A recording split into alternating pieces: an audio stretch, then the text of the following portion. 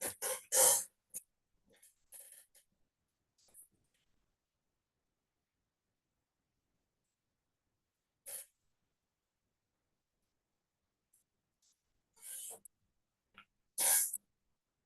วัสดีครับอาจารย์ครับผม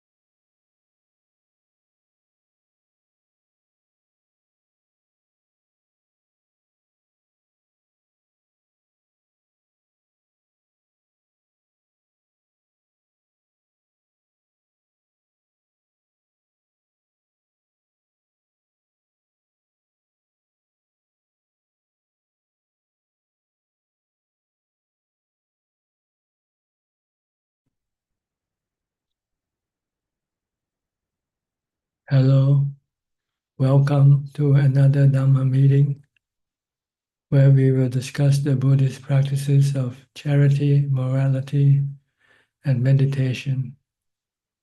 Everyone who is interested is welcome to join.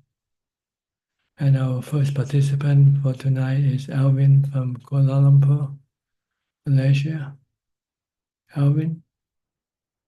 Namaskar, Ajaan. I'm just here to pay respect and no question in the moment. Thank you. Okay. Professor Ken, you're next from Switzerland. How are you today? Good afternoon, Ajaan. Fine, thank you. I have no questions at the moment, Ajaan. Okay. You still practice meditation every day? Of course. Okay. Still going strong. Yeah. Yes, good. Keep it up. Thank you, Ajaan. Dhammakipa. Hi, Venerable Dhammakipa from Sri Lanka. Please unmute your microphone first. Okay. Namaskar, Ajaan. It's such a pleasure to be here. Although I've been following you for quite some time, this is my first time joining the live session. So I also say hello to the fellow Dhamma friends. But at the moment, I would just like to listen and attend this. Okay. Okay. Thank you. Next, outsourcing from Malaysia. Good evening, Ajaan. I have no questions, just listening and paying respect to Ajaan. Philip from Malaysia also.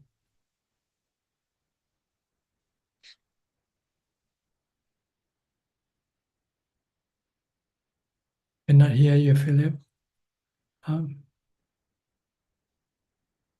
Somehow your microphone is not working properly. Ajaan? Okay, now, maybe now, yes. I don't have any questions tonight. Good evening, Ajaan. I don't have any questions. I'm just here to pay respects and listen to the questions and answers. Okay. I'll go to Sri and check. This time in Bangkok, I think. Hello, Ajaan. Good evening, Yeah. Ajaan. Greeting from Bangkok. How's your trip? How's your trip to Bangkok? Okay. Yeah. Everything? Okay, just way more traffic. Mm-hmm. Yeah. Okay. Good. You tired from your traveling and all the things that you have to do? A bit, but we miss Pattaya. Not too many people. You want to tell our friends what you do or anything? Best trip of my life. Best moment. Best yeah. It's very surreal. But hard. I remember some participant talked about like how it's different. Like meeting Ajaan is in person and it's highly recommended. Yeah, that's exactly how I feel as well. It's highly recommended if you can. Please visit Tanajan in person. Please don't. Please don't. Please don't. Please. I have enough work on my hands. Don't give me any more works, please. But we feel like in heaven, Tanajan. Yeah, So we don't have any worry or anything, right? For the past 4 days. Yeah. it's We went on Pindabata, we visited the Furu school. Guru school, yeah. Yeah, we went to the Sala Hall. I highly recommend visiting the Puru school as well. Best school ever. I think like children and the staff and the teachers, really, really amazing people. And the Dhamma talk session, even in Thai, you can use Google Translate and it works quite well for us. And listening to Tan Ajaan in Dhamma's talk in person is it's like in heaven. It's really in heaven. It's the For me, best thing that ever happened to me in life. For me, in terms of the Dhamma talk, especially at the front of Tan Ajaan's kuti, I absorb more, even though I'm using Google Translate Tan Ajaan.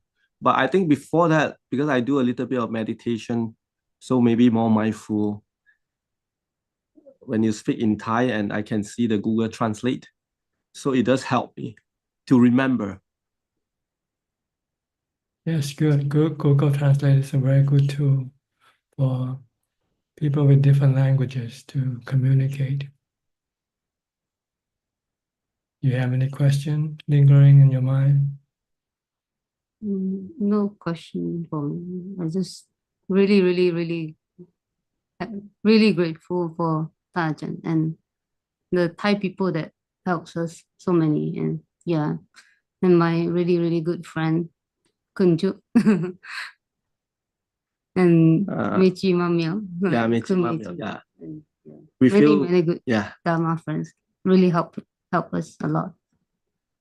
Very, very grateful. Yeah, I'm glad to hear that you're enjoying your trip. I hope it can inspire you and help reinforce your faith in the Buddha, Dhamma, and Sangha. I think in the beginners level, like the Dana level, I see a very big difference.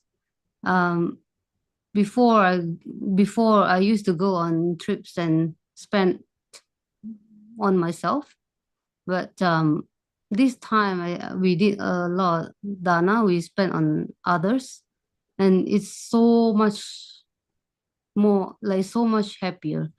That it really showed me the Buddha, or what Buddha said, like Dana giving up is so much more, is fuller and so much happier than to spend on myself.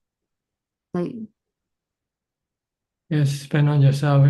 You get happiness briefly and then it's gone, and it leaves you empty and lonely and sad. But with the dana you give, every time you think of what you gave before, you can still be very happy from it. yes, and the children, looking at the children and look how they enjoy the food, and and the people in the village, and of course the sangha, the monks. It's really, really so meaningful, and the trip is so much more meaningful than going on a sensual pleasure trip. Yeah, very different, the feeling. Sensual pleasure trips are like addiction drugs. You have to have it all the time in order to keep you happy. As soon as you don't have it, then you feel sad and lonely. But with the dana you give, even if you don't have any more dana to give, you can still feel happy from the past dana that you have given. This is the happiness that goes with your mind. See, it's the happiness that sends you to good realm of existence. Mm. Yes, I did feel that happiness. It's very different feelings, really full. Like it's Yeah, I told very you. beautiful Yeah. feeling. I was like in heaven. So thank you, Tanjas, for showing me your workstation as well. You show me, this is what to be happy is all about. I don't need a lot more things. Yeah. Huh? Yeah. Ajaan, did you see Kun A today? And her Kun A? outfit. Kun A. Kun A, where? And her outfit. Did you see her outfit? No, where? I'm not sure if you know this. She said if somebody give Dana and over 10 trays, buy 10 trays, more than 10 trays from her, she'll wear a new outfit. Yeah, she wore one this morning. Oh, you saw, right? Yeah, I remember now. And we're gonna make it happen for her 3 days in a row. You'll see her wear a new outfit for 3 days. Yeah, but that still doesn't make sense. She should give something away rather than putting a new dress for herself. You know? Maybe. Oh yeah. Maybe she'll get that message. Yeah. Yeah. Yeah. I found it a little bit weird to congratulate yourself from the sale of your food. Yeah. So you dress better for your customer. I'm not sure who she's doing for. She's very cute. Yeah, but she's a nice girl. Yes, very nice. Yeah. She's very cute. She's If very anyone nice. wants to offer Dana peanut butter, you can order from Kun A. Yeah, she Okay. does very good cooking for the monks. And one question, like Dana will also overcome like karma tangha, like sensual. It can sidetrack your sensual desire because instead of spending money on your sensual desire, you have to spend money on dana instead. Oh, okay. So that is without like we achieve like equanimity, right? Well, it's kind of retard or slow down your sensual pleasure. Every time you want to spend money on sensual pleasure, you give it to charity instead. So this sensual pleasure will disappear from your heart. The desire to spend money on sensual pleasure, because you find that doing charity work is much more worthwhile, much happier than spending your money on sensual pleasure. Try it, do a few more times, and you'll feel that the less desire to spend your money on for sensual pleasure. Yeah, and then we gain happiness from doing that. That's right. It also will retard or weaken your greed for wealth, for money. And the more you give, then the less desire for you to make money, to have more money. Because money, is not really the thing that gives you happiness. The more greed for money, the harder you have to work for it. See? So you're stressing yourself more and more for more money. But when you give money away, you feel kind of lessen the load, lessen the stress on yourself. Makes you feel good.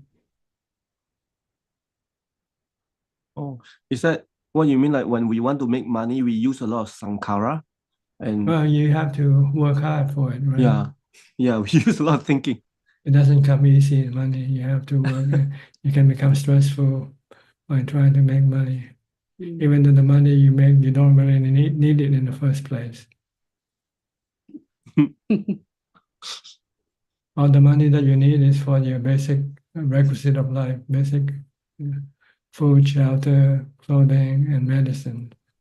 Other than that, money is useless for you, really. It's more harmful because you spend it on Mm. your defilement, spend Oh. on your greed, and you keep buying more and more stuff, because once you start buying this stuff, you become shopaholic, shopaholic. Mm. You have to keep buying. When you don't buy, you feel empty. You feel not happy. So you have to make more money, to spend it, just to give you a brief moment of happiness. Mm. Mm. Anyway, if you set up a goal, say that you only work for money for maintaining your body, for your existence. Anything more than that, it's harmful to your mind than useful. Because once you have more money, you have to look after it. That's the first thing, and Yeah. then you want to prevent it from losing, right? You have to. Yeah. You'll be worried how you're gonna keep your money, how you're gonna invest your money, and so forth. But by giving it away, then you don't have to worry about that money. Yes. Just give only what you need. Anything more than that can become a stress. Can become a stress to your mind, rather than being happiness to your mind. Mm.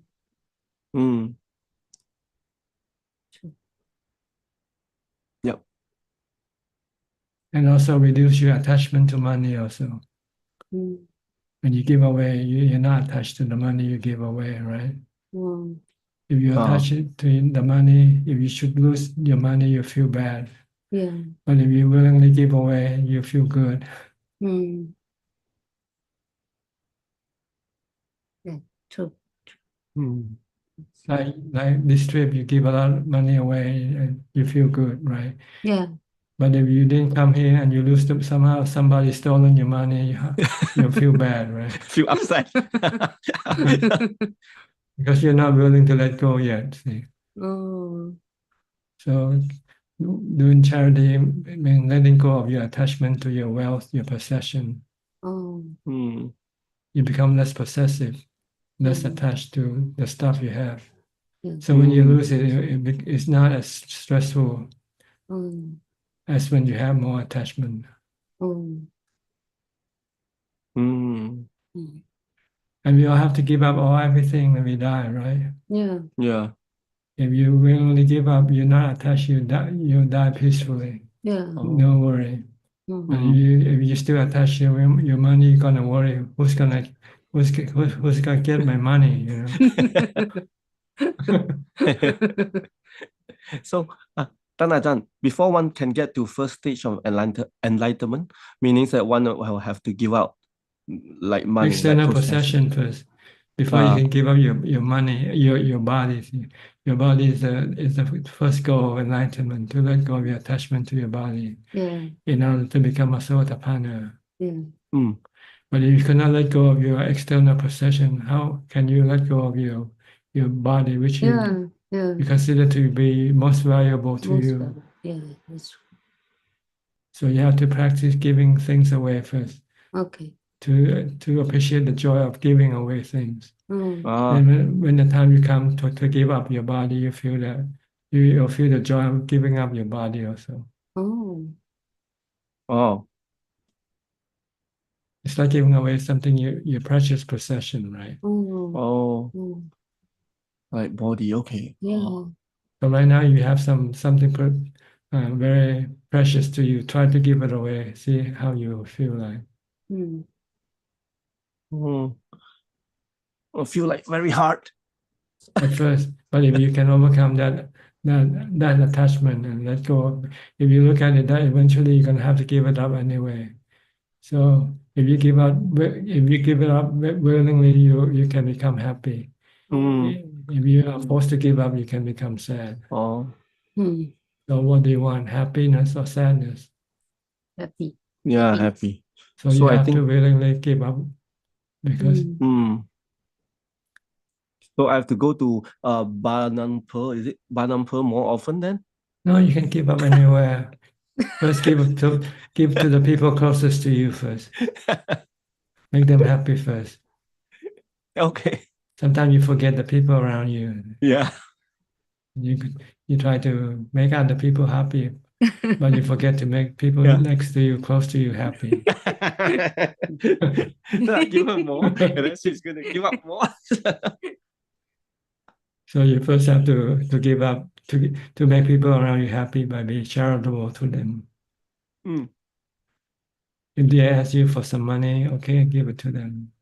If they need it for something necessity, something Yeah. that is, Okay.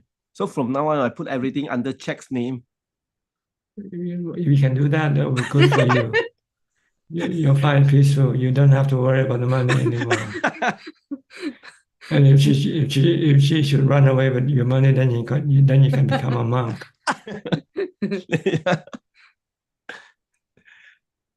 Yeah. Yeah. Before we forgot, talking about becoming monk, we met Jordan, and yeah, he told us that he's very happy there.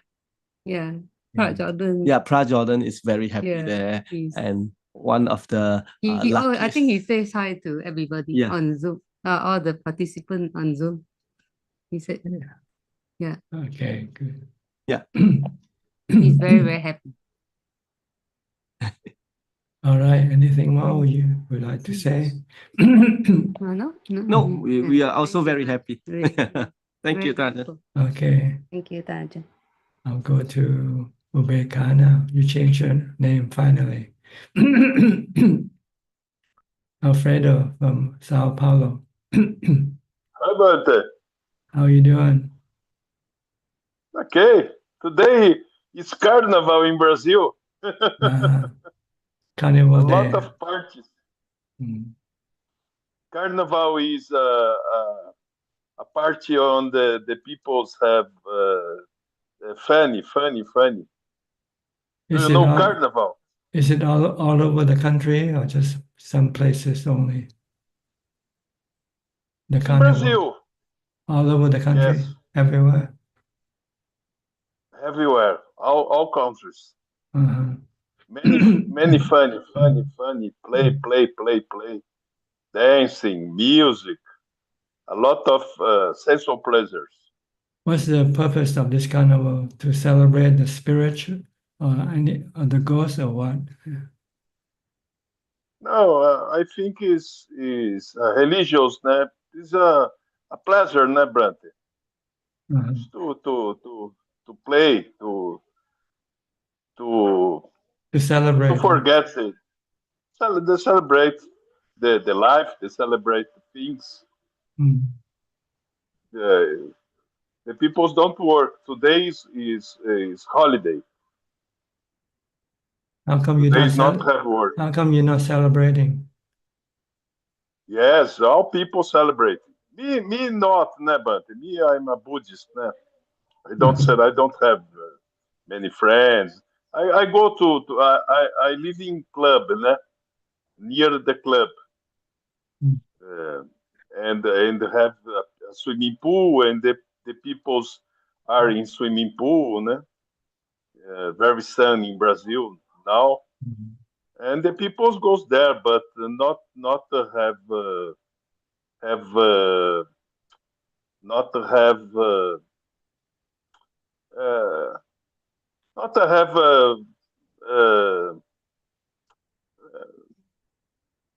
not to have friendliness, né? But not to have.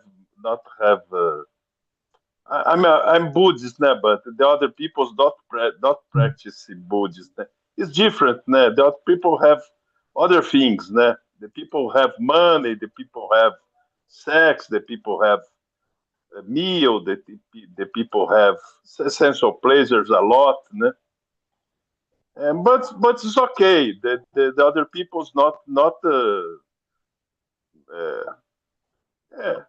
they don't like, né? But they don't like the people's not the same things than they do, né? It's different, né, but it's other people's. It's normal. I meditate on afternoon, and the end of the day I go to swimming pool. Okay,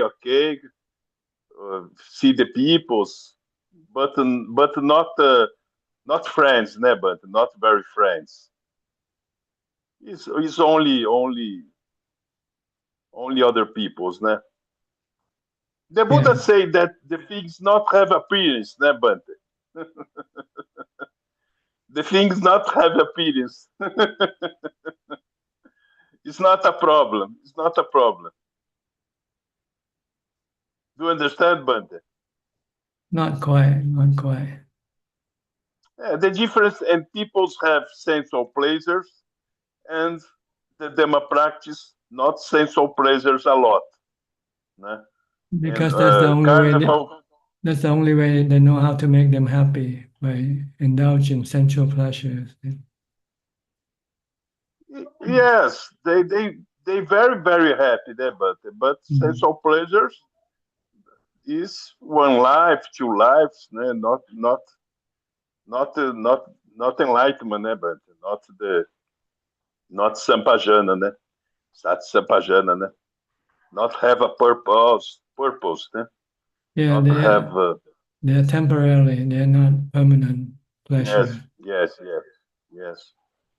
Yes.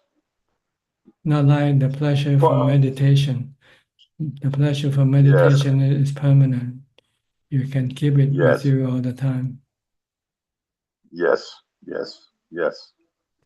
Okay.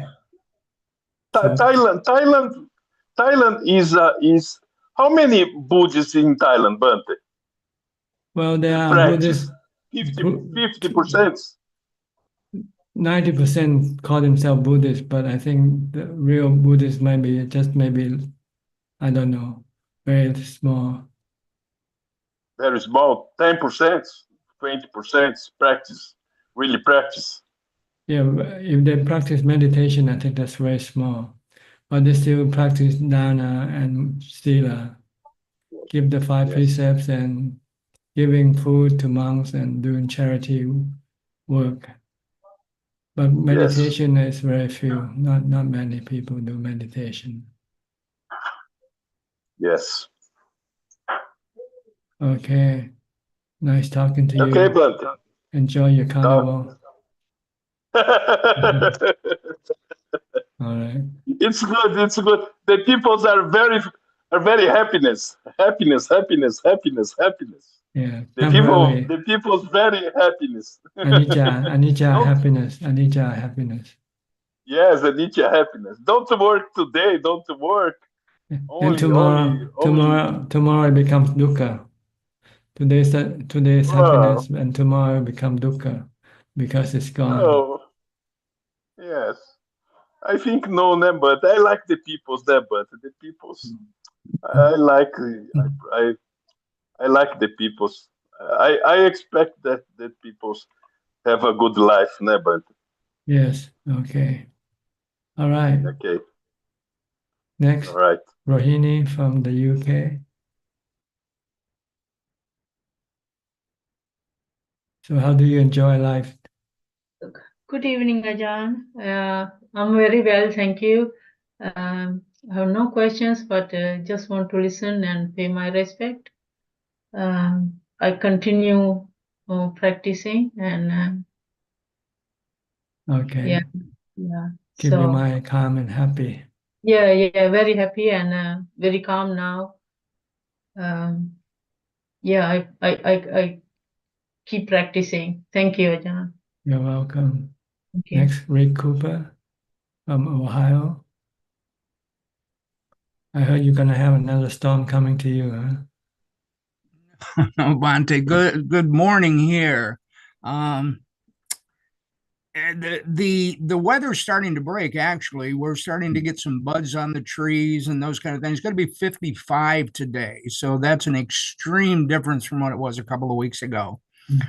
But take advantage of it. I'll get out and work in the yard today and do some of those kind of things, which is nice. We transition our time zone transitions next week. Mm. Does Thailand transition? No, Thailand remain the same time all year round. I see. So your time will be another hour faster earlier. Right. Yes, sir. Thank you. I have one question. When we're, and I'll say when I am going through, I've been around this thing for some years now and studied various traditions. I don't hear the Abhidhamma mentioned very often in this tradition. Is that not something that's a major influence? Well, Abhidhamma is just a collection of all the Buddha's teaching. Right. And from the forest point of view, forest tradition point of view, we only concentrate more on the aspect of practical Dhamma, which the Buddha teaches us to do meditation and things like that. I see. Thank you.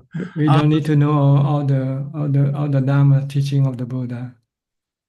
Yeah, it's kind of a weakness for me. I kind of pursue things from a meticulous, introspective, and extraneous kind of process. So, I look at all those. I studied a lot of Burmese, and that's when I picked up. I was studying the Abhidhamma, and so I picked up Lady Sayadaw and some of the other influential masters, and really enjoyed some of it. Does this tradition, forest tradition, emphasize noting or labeling very much? No, our tradition emphasizes the development of the Noble Eightfold Path. That's all. The triple training called morality, meditation, and wisdom. Right. Okay.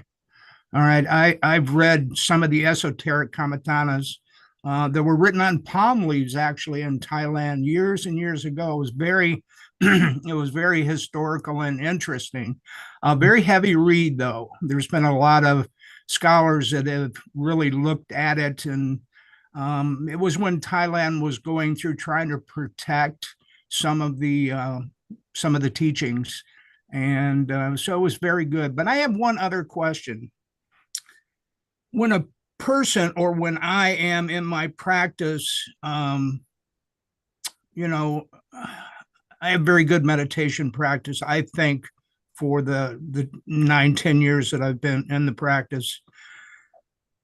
With the outflow that I understand, the outflows of the asavas or the fetters, and the impact of the kaleshas covering up the chitta like barnacles on a ship in the ocean, when those break up and we start a purification process, whether momentary or the insights coming up through the day or whatever it may be, is it normal to find tension or increased stress for a period of time? I've attended some sessions on meditation sickness, and I think one of the things that happens there is that there's a psychological interaction to qualify the sickness of it. I've read somewhere people in some of the Vipassana practices, Goenka specifically, have went through some really uncomfortable processes as a result of the influences of the meditation. And I guess I'm curious because sometimes I will feel uncomfortable, not to the point of depression, but just a higher level of stress. And I'm thinking, is this a purification process of the fetters or the kilesas, or is the chitta just letting go of some of those kind of things and they're coming out through physical form? Maybe the physical form has trapped those in a cellular process and releasing those. Can you talk a little bit about that for me, please? It's the resistance of the defilement from being restrained. See, when you use mindfulness, you are restraining your defilement, and then your refinement will resist and create all sort of stress.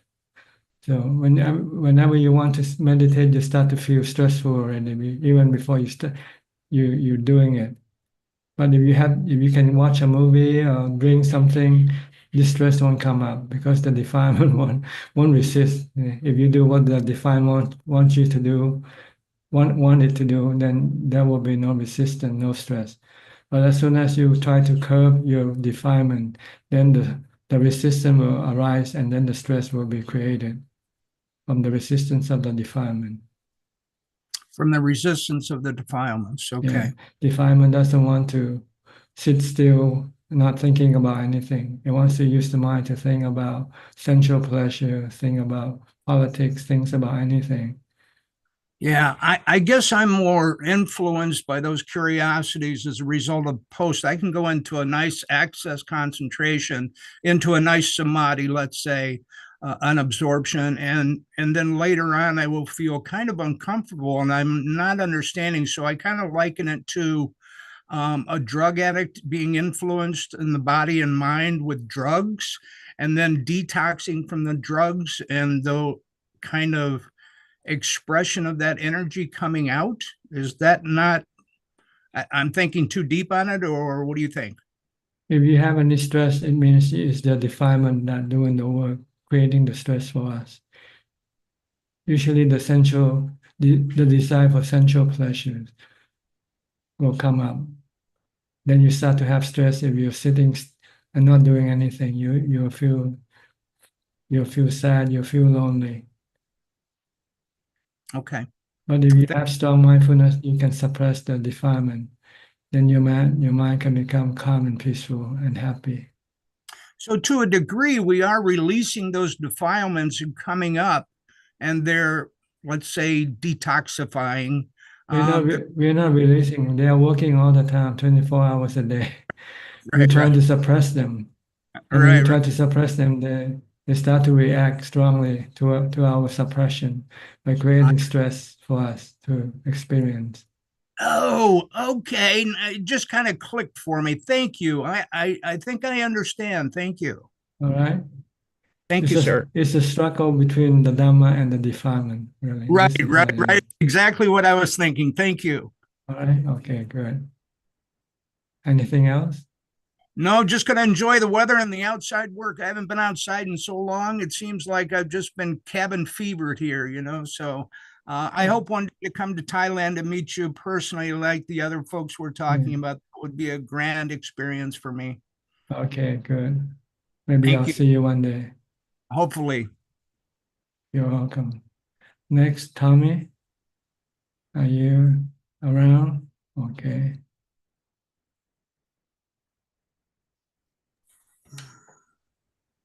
Still in Australia? How are you, Ajaan? Good, thank you.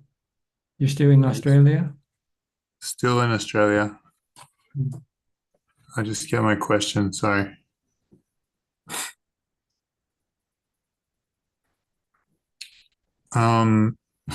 My first question, I try the dukkha vedana practice again. I noticed, I think I told you last week I had a problem with my butt, and I had to stick a needle in there to try and drain it. And I noticed when the pain come up, I get a reaction of pity. I thought, oh, that's weird. And then that night, I was walking Jonkrom late at night, and my closest neighbor maybe like 1 kilometer away, and we have lots of crime around here. So I sometimes the fear comes up, and I got sick of it. So it's like I'm gonna do the dukkha vedana practice. So I started sitting until the pain became really strong, and I was sweating.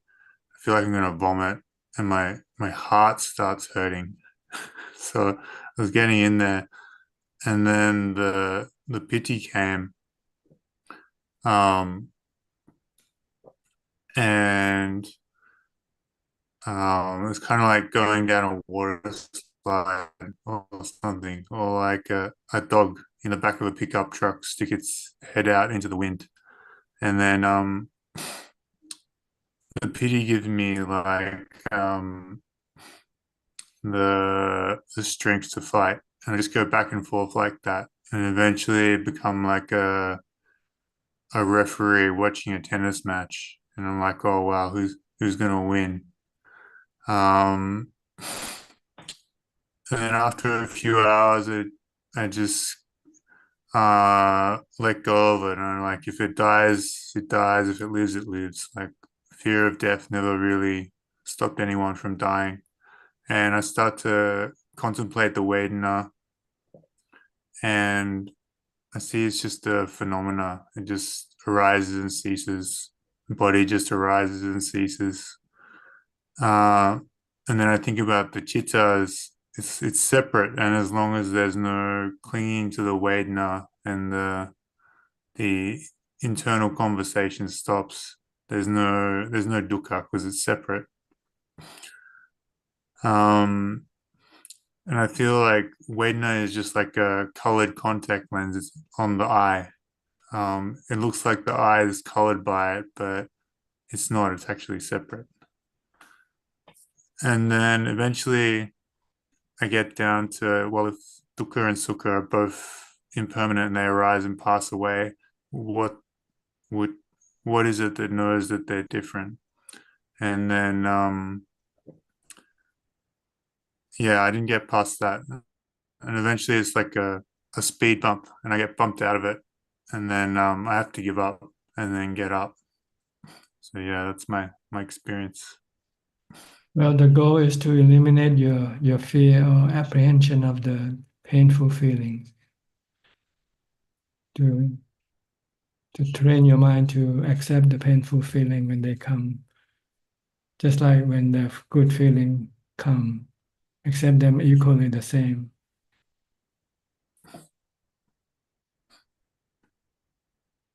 So Eventually you should just welcome the painful feeling, like when you welcome the good feeling, the pleasant feeling. Does this correspond to a certain level of mindfulness or samadhi? Mindfulness and wisdom also. You need to have equanimity to be able to remain undisturbed by the painful feeling. And you have the wisdom to teach your mind to accept the painful feeling because it's unavoidable. You cannot run away from it. It's part of your life. So that would be in all postures. Yeah, it can happen anytime. When you get sick, you get painful feeling from your sickness. Okay. If you accept it, then there will be no stress or dukkha in your mind. Your mind doesn't have the craving to get rid of the painful feeling. Did you do this practice, Ajaan? Oh yeah, you have to go through the painful feeling and use mindfulness and wisdom to deal with it. Not by moving your body. Keep your body the same way and let the pain come and go as it like. But you just teach your mind to be still and not to react to it. That's all. Okay. Okay. And yeah, not much apart from that. I left for the first time in about 3 and a bit months to go to the doctor. And it was less exciting than I thought it was going to be going out into the world. Well, if you have mindfulness and wisdom, you can remain undisturbed by what you see or hear. Just treat everything like you treat the Vedana. I see. They can give you good feeling, and sometimes they can give you unpleasant feeling from what you see or what you hear. So you should not react to them either way, whether they're pleasant or unpleasant. You're just merely accepting or knowing. Yeah. is funny because I stuck in the doctor's surgery for 4 hours and I have to listen to music. Mm. And the first hour, I was like, "Oh wow, this is really good. I haven't listened to music in 3 months." And then it just becomes like torture. Stuck there. The music caused the torture or the disappearance of the music. No, just having to listen to loud music in the doctor's surgery waiting room. Mm. You should And neither react with like or dislike. Just accept it like the sound of thunder or lightning. You know. yeah, it actually it got me thinking about karma because I'm in the waiting room with these 5 or 6 people, and I think if there's like 6 billion people on Earth, why am I here with these people? Well, we all have to be there one day when we all get old and get sick, and we all have to go see a doctor sooner or later.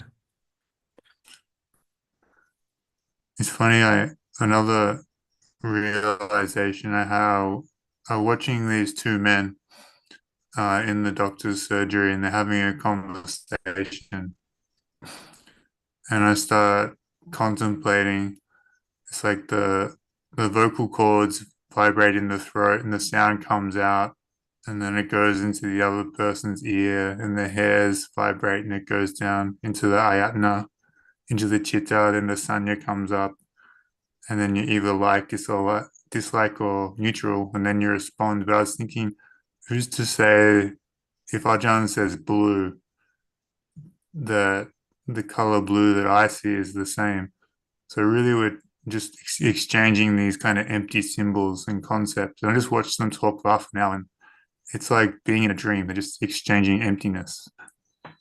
Yes, our life is a dream, really. Everything is not real. We are not real. Our body is not real. One day it will disappear from the surface of the earth. We are all like bubbles. No substance, nothing lasting in our body or except in our mind, but nothing remain in the body. My last question, Ajahn. There's Wat Papong Kruba Ajahn visiting at the moment, Luangpur Piak, and in a few weeks, Ajahn Dun will be here. And maybe like 6 hours from my house, which sounds like a long way, but in Australia, this isn't very far. And part of me gets really excited and wanted to go. And then another part of me is just like, no, just stay home and practice. You get much more benefit than going to offer dana.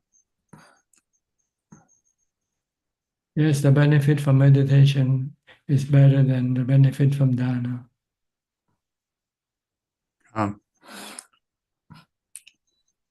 Okay. Thanks, Ajahn. Where are they coming to? Perth or Sydney? So Luangpur Piak is at Wat Kantipalo at the moment, at Wat Abhidhamma. Abhidhamma in Sydney. Yeah. Okay. And then Ajahn Tan, someone just offered him some land a few hours north of Sydney, and he's going to visit there. Okay. Yeah. But if you want to see him and maybe listening to his Dhamma talk, that's also beneficial. Okay.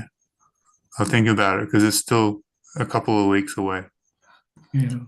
But if you just want to do dana, then maybe it's better to stay and meditate instead. But if you need something from him, like wisdom, his wisdom to guide your practice, then maybe that can be considered beneficial than doing dana or doing meditation on your own. Okay. I'll pitch Aranak up. Okay. All right. Happy practice. Okay. Okay. Thanks, Ajahn.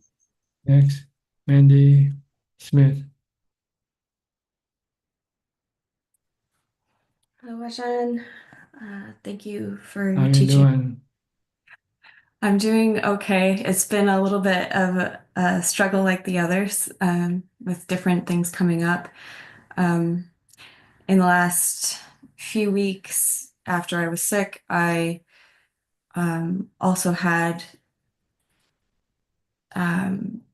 started giving away my jewelry, really expensive things, and gave them to family members. And it made sense as to why, and it felt great. And then uh, my mother would end up saying, "Oh, Mandy, you probably should hold on to that, and shouldn't give them away. Not just yet. You don't know that you might need this." And I said, "Oh, but I don't need it. I don't want others around me to feel this way or that way. I have no attachment to holding on to these things for some sort of self-benefit. Give them to my sister, her children. Give them away." And so there's pushback from family, but I see the truth. But still, the defilement comes up, like the occasional thought of, "Well, are you sure that wasn't right?" Because of things that others are saying. And I realize that's part of practicing this, is recognizing that it's about knowing my personal truth, what these values are, and why, and following that. And anytime I think about, oh, I had the opportunity to give it to them, as opposed to somebody coming and taking it, and well, I guess that would be the same result, as somebody benefited somehow. So that was one of the thoughts I had, and I guess that the defilements, like you were saying, are just going to continue to try to convince, with that popular thought, that it's not smart in this society to give away riches, but to hold on to them. And then I also was reflecting on people wanting to talk with me. And oftentimes when I'd be talking with them, they would bring up problems and cycle about it. But I feel like, oh, that's some type of dana, by listening, or by being able to hear them and tell them it's going to be okay. But on the opposite, it's disrupting to, and it can affect later on, maybe I should worry about that too. And then coming back to, no, that's not true. That's not true. And I guess I struggle with the liking or disliking of those feelings. I'm just so grateful for the teachings, and for everybody else sharing, because it adds to a lot of my own self-reflection, a lot. Thank you. Yes, I think if you can see everything in terms of the three characteristics, then there will be no attachment to anything. But sometimes we forget. We still think that things we have will stay with us all the time. But in fact, nothing remains with us. Sooner or later, we're going to have to lose everything. So it's better be willing to lose it now than be forced to lose it later. Especially when you don't need them. Yes. You'll find there's a word saying that called the joy of giving. When you give willingly, you feel happy, you feel joyful. You keep it, you don't get any joy, you get worry and anxiety. How are you going to protect this piece of jewelry, from being stolen, or keep it safe? So it's better to have nothing if that's possible. Only have what you really need, and what you don't need, give it away. If you want to eliminate stress, anxiety, and worry. Am I giving the people that I feel like I am giving it and it is making them happy, but I know that what you just said, is that not burdening them with further attachments? Well, give it to somebody who needs them. They can use them. Like they can sell it and buy food or buy clothing or something useful. Not giving to somebody just for the matter of keeping it. And That makes sense. you want to give it in a practical way, useful way. If you don't need it, then give someone who need it, who can use it. But don't give to somebody who already had enough. They don't need it anyway. Yeah.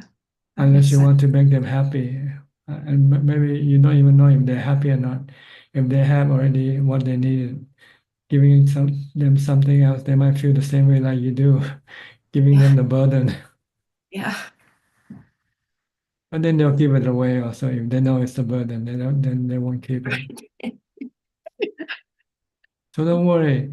Once you give away, don't worry about whether you're doing bad or the act of giving is good.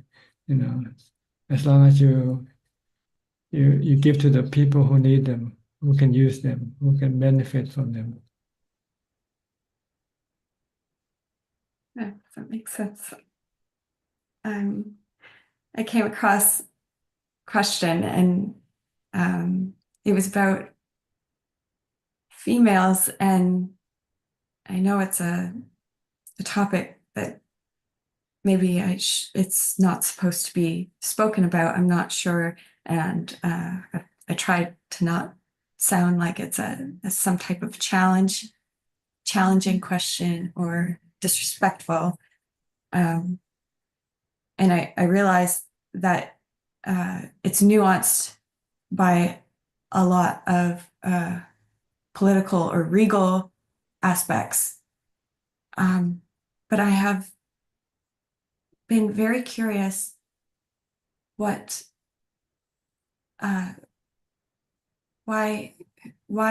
females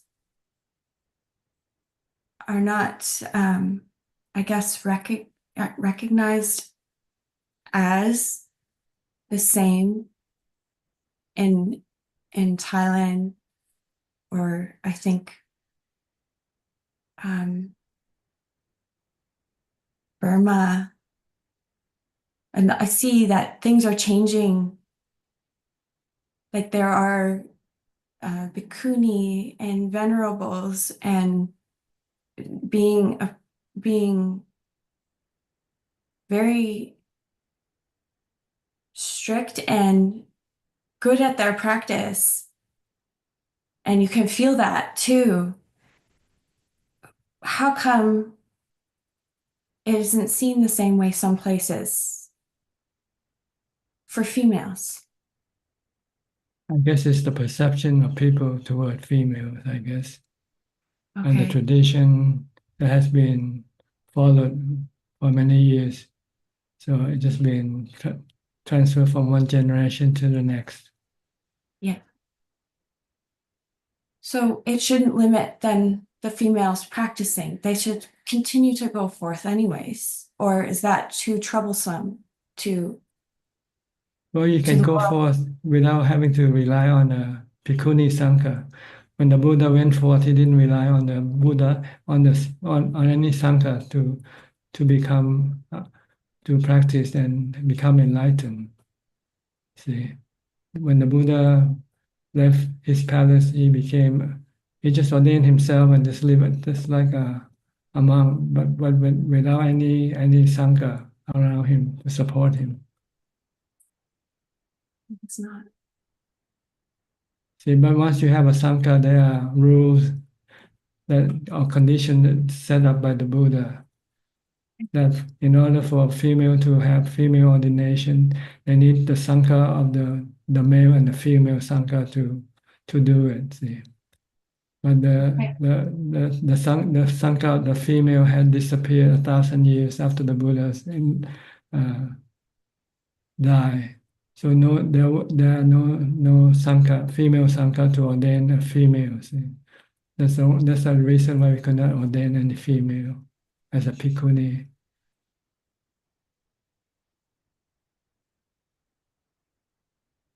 So there are rules and conditions to establish a Sangha. For male, in order for us to ordain, we need to have a male Sangha to ordain us with. If for some reason there's no more male Sangha, then we cannot ordain as a bhikkhu either. But we can still practice, we can still meditate, we can still keep the precept, we can meditate, and we can still become enlightened. And once you become enlightened, people will then respect you, and then they'll follow you, and you can establish a new Sangha yourself. So that's what's happening. Right? That's right. See, the Buddha, when he ordained, he didn't have a Sangha to support him. But once he became enlightened, people follow him, and then he established a Sangha after that by having followers. So if, for instance, if you want to ordain as a bhikkhuni, you can ordain, but you just don't call yourself a bhikkhuni, that's all. You just exist on your own and do your own practice. And when you became enlightened and people study from you and find that you are useful to them, they'll start to follow you. Then you have a following, and then you can establish a new Sangha. I see. So the root would be to become enlightened. Yes. And then you can establish a new Sangha yourself. The ultimate way, would you say, would be to be then just walking the world and doing your practice. That's right. Practice the Noble Eightfold Path yourself and become enlightened. Once you become enlightened, and when you talk to people about it, people can appreciate your teaching, then they can follow you. And then they might ask for ordination from you. Like all the other monks who asked ordination from the Buddha. After they listened to his Dhamma talk and they became enlightened, then they asked permission from the Buddha to ordain them to be part of his Sangha. Yeah, that makes sense. So if you study the Buddhist history of Buddhism, you'll find that the Buddha became enlightened first, and then he spread his teaching to other people, and other people, after listening and become enlightened, then they seek for joining his company by following, by establishing a Sangha for them. So by following somebody or others it wouldn't be a negative thing, but you would have to also battle being attached to the group.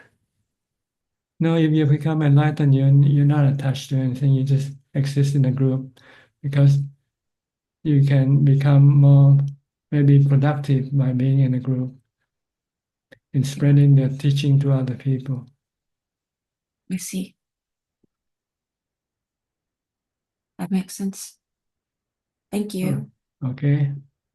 Yes. So by being a woman, you're not prohibited or prevented from practicing the Noble Eightfold Path. Let's put it that way. Okay. And if you could practice the Noble Eightfold Path, you can become enlightened. Once you are enlightened, it doesn't matter whether you are called Bhikkhuni or Mechi or whatever. These are all just, they are like icing on the cake. Not important.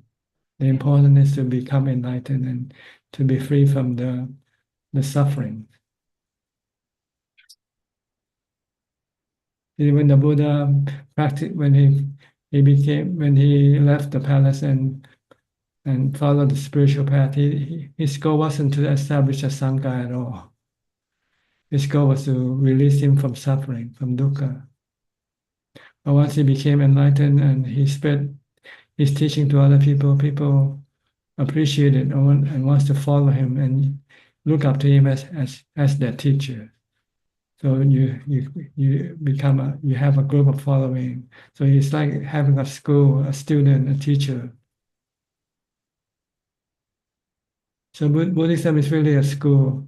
The Buddha is the first teacher, and the other noble disciples are the following teachers that help spread the teaching of the Buddha to other students who hasn't yet been enlightened, who hasn't yet get enlightened, to become enlightened. And eventually the mother of the Buddha, the stepmother who raised him, asked for female ordination. And at first the Buddha hesitated, but eventually he gave in and allowed women ordination. But he set up several conditions for women to ordain. And if they accept the condition, then they could ordain. See, so they have a female Sangha after that. But the female Sangha didn't last for, I think they lasted for about 1,000 years. And after that, no more female were interested to ordain. So the female Sangha disappeared. Once it disappeared, you cannot reestablish it according to the condition laid down by the Buddha. But so there is enlightened people, enlightened They're monks. still enlightened female, but they're in a different form. Instead of being bhikkhuni, they're just maybe like white robers, keeping the precept, but they can still practice the noble eightfold path and become enlightened. But there's no more community of female monks around.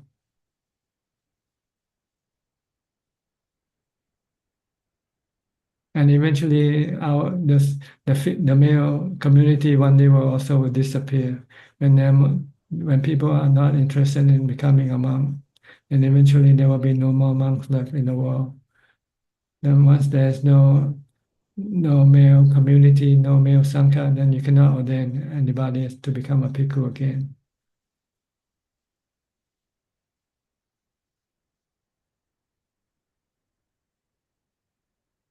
Okay. Thank you. All right. But you can still become enlightened. You can still become a sotapanna and an arahant without becoming a bhikkhuni.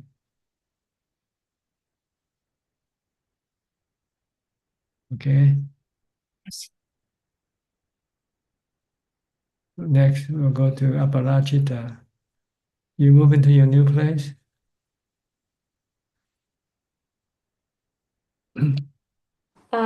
Yes, good evening, Prajan. I did. I mean, I Yeah. spoke about it on last Tuesday, and I Mhm. wasn't even sure. And on Thursday, everything came through, and here I am. Looks very sparse, very nothing. Yes, it's indeed a blessing, and I'm very happy. And sometimes you can be a very positive person, and then you think, maybe I should look at the asubha aspect of a relationship, just not because it's not good, but just to see it more as both sides. And so I find this very wholesome. That's it. Yes, if you want to develop spiritually, then you need to be alone. Yes. If you are close to other people, you can get sensual cravings, and then this can become a hindrance to your spiritual practice. Yes, I realize that. You cannot have both. You cannot No. have both sensual pleasures and spiritual pleasure. You have to have one or the other. Yes, I think when the Buddha said that, I would say some part of me used to think, oh, but no, I can still practice. But I think I realized he never said something for no reason. So that's all. Okay, good. Enjoy your new place.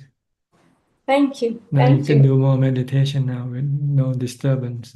Yes, thank you very much. Thank you for your blessings. Ajahn. Okay, you're Thank you. welcome. Next, Marco from the Netherlands. Hi, Mark. Hi, Tanajan. How are you? Fine, thank you. Here to pay my respects and to report on my homework if it's okay. Sure, go ahead. Meditation's been going okay. Walking meditation been going well. My meditation's been going okay because I had let's say a conflict at work which affected me. I have a question actually based on that. So I know that work is interfering with my meditation already anyway. And in that situation, I try to be outside myself, and I realized that the character of the person that I had a conflict with really doesn't match my own. And I would like to ask if you have suggestions on how I can best treat myself. I'm trying to put myself to the side and not look at my, how do you say, my best interest, but looking at the company's best interest. But I think by doing that, I'm actually making things worse. Well, I think the main goal is to make your mind calm. And in order to make your mind calm, you have to be a loser. Yeah. Let your opponent be the winner. That's a good one. So, and what's holding me back in that one is that Your own ego. You want to win. yes, absolutely. And that's the cost of your stress. If you give up and say, okay, you win, then everything's finished. Yeah. Well, that's the nuance that I give to it. So I try to take the approach indeed, like, okay, that doesn't matter to me, but I think that hidden deep inside there's Kilesa that are saying, well, you are now embodying the company, right? So it's the company that actually needs to win, right? So this is where it gets convoluted, because I think that deep inside it's not that. And the reason why is because I'm realizing that my deeper feelings, there's some envy in there, I think. And I think that that's the key. So if I observe that envy, then I know I have to be, like you said, indeed the loser in the situation, because that will give me peace of mind. And this is what I think that work is doing to me now. I'm way more calm than I used to be. I'm noticing the benefit of the meditation, but I really feel it's a struggle at sometimes. And I know there's going to be a point sooner or later where it's going to be, I have to choose. Otherwise, it's not gonna be beneficial anymore. Which leads me to the next question that I have actually. So I was reading a Kamatana book from Langta Mabua about the pain during the meditation, and I would like to ask if Tanajan would be willing to share his experience with having the pain of sitting down, and explaining if he had the similar experience to what Langta was saying about that it comes in three, I think, but there's different moments, and that each of the moment when the pain really comes, when your body feels about to burst, that there's first mild in comparison to the last one. And did you also go through those stages? Is that like set stages or? No, my experiences is not the same with his. I only just go through the first stages. And once I know how to deal with it, then I just stop. I then push myself to go to the second or third stage. Okay, and if I may ask, what was the reason to stop? Because it was just unbearable, or it didn't feel like it was beneficial? It just doesn't make any, it doesn't matter. Once you know how to deal with one, you can deal with the other. Ah, okay. So I have the Once feeling that you know how to change a tire, you can change 4 tires. That's a good one. Yes, absolutely. Now, for me, what I notice is that I try to exert myself in a way, because I have a feeling that I have a lazy tendency that I really want to get rid of. And I'm like, okay, so if I start doing this, if I start sitting and I notice that pain, it doesn't really matter. Like you said, I mean, it's just like the first time you change the tire, you know how to change the tire. I think that that's the key then. I don't know how to deal with the pain. I think that's the key of the issue. I don't know how to how to process that. I think I start thinking too much when that happens, because it doesn't. When I start feeling my legs and I try to go back to the breathing, it doesn't work. It doesn't work. It means your mindfulness is not strong enough yet, not continuous. Okay. So you have to develop more mindfulness to deal with the pain. Okay. Before you can use wisdom to deal with the pain eventually. Okay. There's 2 levels of dealing with the pain. First level is to use mindfulness. when when your body becomes painful, you just recite the mantra Bhutto, Bhutto, Bhutto until your mind becomes calm, and then you can accept the pain. And then the next time is to teach your mind the reason why you have to accept the pain, because you cannot force the pain to go away sometimes. So you have to learn to live with it. And the way to live with it is just to accept it, using equanimity from samadhi. If you have equanimity, then you don't react to the pain. And when you don't react, then there's no stress in the mind from reacting to the pain. And at that point, then you only observe the pain, and it's not really apparent as a feeling anymore. It is a feeling, but you're just not reacting to it. You know that by reacting with aversion or hate or fear, you're causing stress unnecessarily to your mind. Okay. The goal is to get rid of the stress, not to get rid of the pain. The pain you cannot get rid of. Sometimes you can, sometimes you cannot. Yeah, I think that what I'm looking for, or maybe subconsciously, is that whenever I hear about Pacharaman, about the tigers in the forest, and the tradition of being afraid, of really having the fear of death, I think I'm trying to relate that to the pain, because it's explained in such a way that it feels like you're really dying. That's why I think that on one hand I want to test that, because I don't think there's another way for me to find that fear of death, because if I think about it, it's not there, because then it's rationality, but that's not the truth. The truth is that I haven't been in that situation, so I don't know what it would happen if I do feel that fear for real. So I'm trying to create a means, or come up with a way to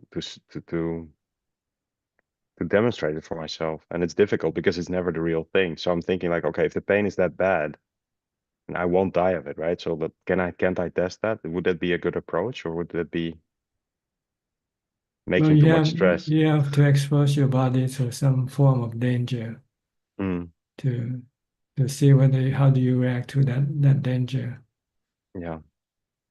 If you can just remain calm and not reacting, then it's okay. It means you're not fearful of it.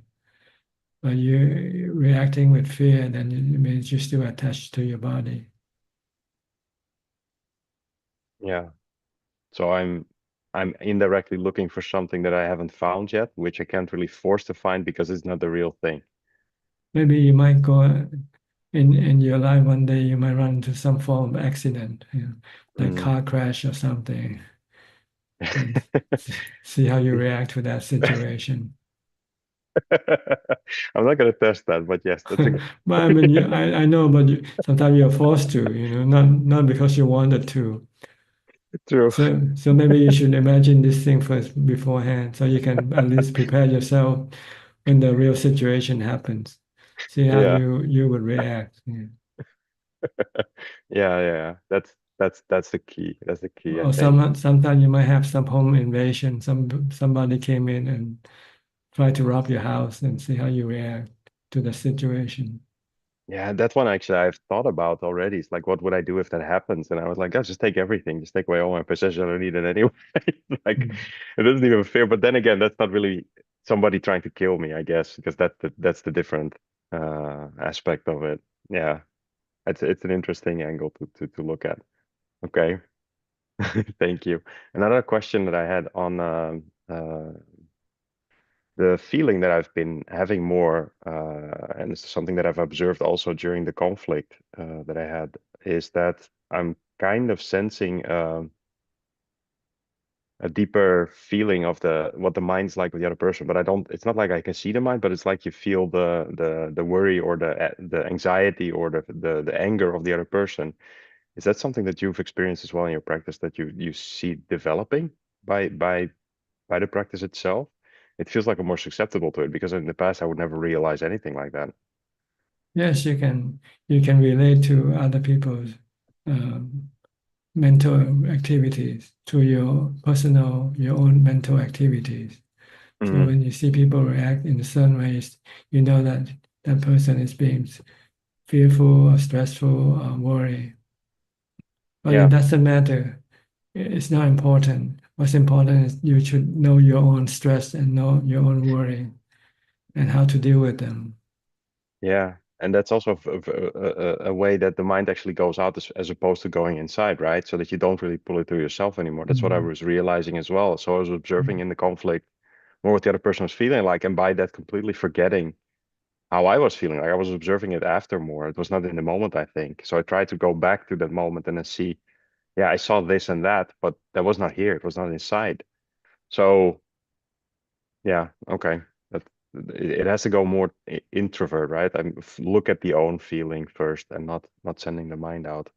Right. But if you should see the other people's feeling, just note it, that's all. And just Yeah. just know it for what it is. But you Yeah. cannot change them. No. They have to Well, change themselves. yeah. And then You can know when people get angry, you can tell right away he's angry. that's the easy one. That's the Yeah. easy one. But what can you do? Can you stop that anger? No. Okay. Actually, that was a very good one. Yeah. How So can you can't? it's more important to look at yourself. Are you angry or not when you see that person angry? If you're angry, then you stop your anger, not the other person's Then anger. I know I have the problem then, right? That's my Yeah. issue then. I picked it up. It's my problem now. You Yeah, that's look true. at the wrong target. Your target is your own mind that you have to look at. Yeah, and is that then somehow the ego that doesn't want to accept that I'm upset? So I remember that so often in the past, somebody would ask me, "Are you angry?" I'm like, "No, I'm not angry." But it's like, well, yes, you Yes. are. I mean, Yeah.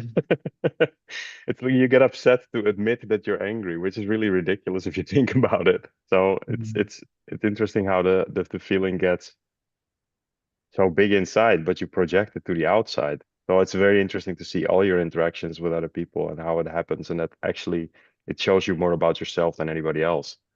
But I think it's very difficult to kind of accept what you're seeing. And I think in the past, for me specifically, I did not like what I saw. So I knew that I had to change. Yeah, you have to look more inward, look at your mind more than other people's mind. Exactly. Yeah, exactly. And thank you, Okay. Ajaan. Yeah. All right. Next step, Morgan. How's the weather? Good. It's beautiful. Mm. No more worrying about the wind. How's the mind? How's the weather inside? Very good. I've increased my meditation. I wasn't purifying the mind enough. So I meditate at least an hour a day now. I was just doing a half hour. Now I'm up to an hour. And my mindfulness, it's been really good. Is it okay if I tell Mandy some ayas? Is that okay real quick? Sure, go ahead, please. I just wanted to tell Mandy about Aya Santasita, Aya Santusika. They're both in California. And Santa Cruz? Is it in Santa Cruz? Yeah. And then Aya Ananda Bodhi is in Wisconsin. And then Aya Dhamma Dipa is in Virginia. So there are ayahs for her to go find. I had a big problem with authority in Buddhism as a female, and I had to work with that. So it was, yes, just there are females that are in the tradition, and it makes me very happy. Yes, thank you. That's all. Did you get the message, Mandy? Okay. She got it? Okay, good. Okay, good. Yes, thank you. I also saw Ven Chenda in England, and she holds regular meetings as well. And so the clarification of it was kind of fuzzy before, but I understand. Maybe in the future the community will grow bigger and bigger. But you have to start from somewhere, right? Yeah. Okay, good. Next, Mahesh. You're also from California, Mahesh. Good evening, Tanajan. Yes, I'm from California. Yeah. So I have a couple of questions. So first thing is, I I noticed as I increase my practice and all, I noticed I'm starting to behave in a little bit weird way in some relations. One is with my cousin and also with my wife. Yesterday it happened. There are certain arguments or issues that happen where where I felt I was reacting more than necessary, or I was reacting in a way that um, not natural for me, or not in a slightly more disturbed manner. For example, with my cousin, I was wanting him to respect me, and there was this feeling of that he's not respecting me, kind of feeling in my interactions with him, and that was not true. It was all my imagination, and that this happened last week. I didn't know why I was wanting respect from him, uh, and that was odd, not the usual way that I interact with him. And then later on yesterday, like 2 days back, with my wife also, I was bringing up issues that I have with her, and I was listing them, and I was saying I'm not feeling loud and all of this stuff to her, and that argument was going on, or that conversation was going on, and I was feeling, oh, I'm behaving in an odd way. I'm getting this, but then I couldn't stop myself. It was just going on, and then and these things were disturbing. And I mean, on the next day also, they were bothering me, and I couldn't go to Buddha, or I couldn't. I want to think about these things. I didn't want to go to Buddha or practice. I did my meditation, but then the mindfulness and all these things were in my mind more. Yeah, both of those things felt odd in the way I reacted. This were with my wife. I mean, I had these things, but then I was able to like be at peace with them. They're not a big issue earlier, but then I was surprised to see how it became an issue and all.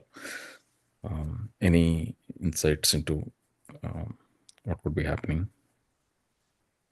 And you had to deal. You mean how to deal with this situation when it happens? Yeah, or yeah, in anything that you want to say on this. Well, if you know that you're gonna get heated up, then you should just retreat yourself, go someplace, go away from the person that you're dealing with. If you cannot stop yourself, then try to distance yourself from the person. If you can use loving kindness, then use loving kindness. Be kind and be loving and be forgiving to the person that you're dealing with. Yeah, at that time, those were the solutions that it felt like, okay, bringing metta up, both with my cousin and with my wife, and staying away from them. But then I couldn't implement them. Like I don't know, but I don't know why this suddenly happened. These kinds of things. I was not reacting like this before. Only after I increased my practice or doing more mindfulness, these are happening. I'm not sure if this is. I don't think so. If you have real mindfulness, then this reaction will be less, not more. Right. What I meant was like after I was increasing my practice, like I was doing more meditation during the day, like 4 or 5 times. Your mind should be calmer. It's not as restless, not more restless, but should be more calm. So maybe you're not really practicing mindfulness in the right way. If you have mindfulness, then you should be able to control your defilements when they come up. So when you have this situation, it means you don't have any more mindfulness. You let your defilement take over. Yeah, defilements took over. Right. This also happened to me on a retreat. When I was on a retreat, like doing a lot of meditation and all, I noticed that I get easily triggered. I don't know why that happens though. Well, anytime you can lose your mindfulness, it doesn't mean that you've been practicing mindfulness for 3 hours and then you will have that, you will have continue to have the same mindfulness. Anytime that mindfulness can disappear and then you become not mindful again, suddenly. So you have to be vigilant with your mindfulness. You have to be constantly guarding your mind with mindfulness all the time. Sometimes you take things for granted. You say, "Oh, I have mindfulness for 3 hours. I should continue to have mindfulness." And so when you're not guarding your mind, then you can start losing your mindfulness right away. So I think it's a matter of losing your mindfulness when these things happen to you, when you have this anger or this greed or whatever defilement. I mean that at that moment you're no longer guarding your mind, watching your mind. You let your defilement doing the action. Okay. So be constantly mindful, not just when you're alone. You should be even more mindful when you're dealing with other people. Okay. And my second question is, in some of the meditations, I notice a lot of drowsiness. It's not like I'm going to sleep, but then dullness, drowsiness kind of things, and I don't know where my mind went for a long time. So how to deal with this dullness or drowsiness during the meditation? If you want to practice more successfully, you need to keep the 8 precepts, or at least abstain from eating after midday. Reduce your food consumption. When the Buddha said you need to do moderation in food consumption. Don't eat too much. Okay.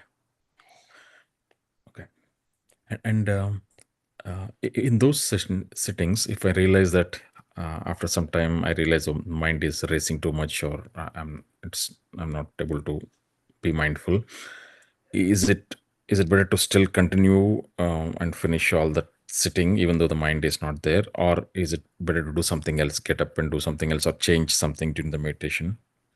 If you can continue, then you should try. But if you can no longer continue, then you just have to give up for now. And maybe hope to do it better next time. When I say continue, I can continue to sit, but the mindfulness is not there. The mind Well, you is have to like, start reciting Bhutto, or do some chanting. Okay. Don't sit there without doing any mindfulness, because you won't be able to sit for long anyway. right. I'm trying to go on to the breath, and then mind is gone for Then long. try chanting, reciting something longer. Okay. So just open my eyes and then start chanting. Yeah, and then you can, you can close your eye and chant. You don't have to open your eyes. Right. Okay. Okay. Okay. Yeah. Right. All right. Next, Samanji from Sri Lanka. Any question tonight? Hello, Ajaan. How are you? Fine, thank you. I have 2 questions today. Go ahead. Yes, sir.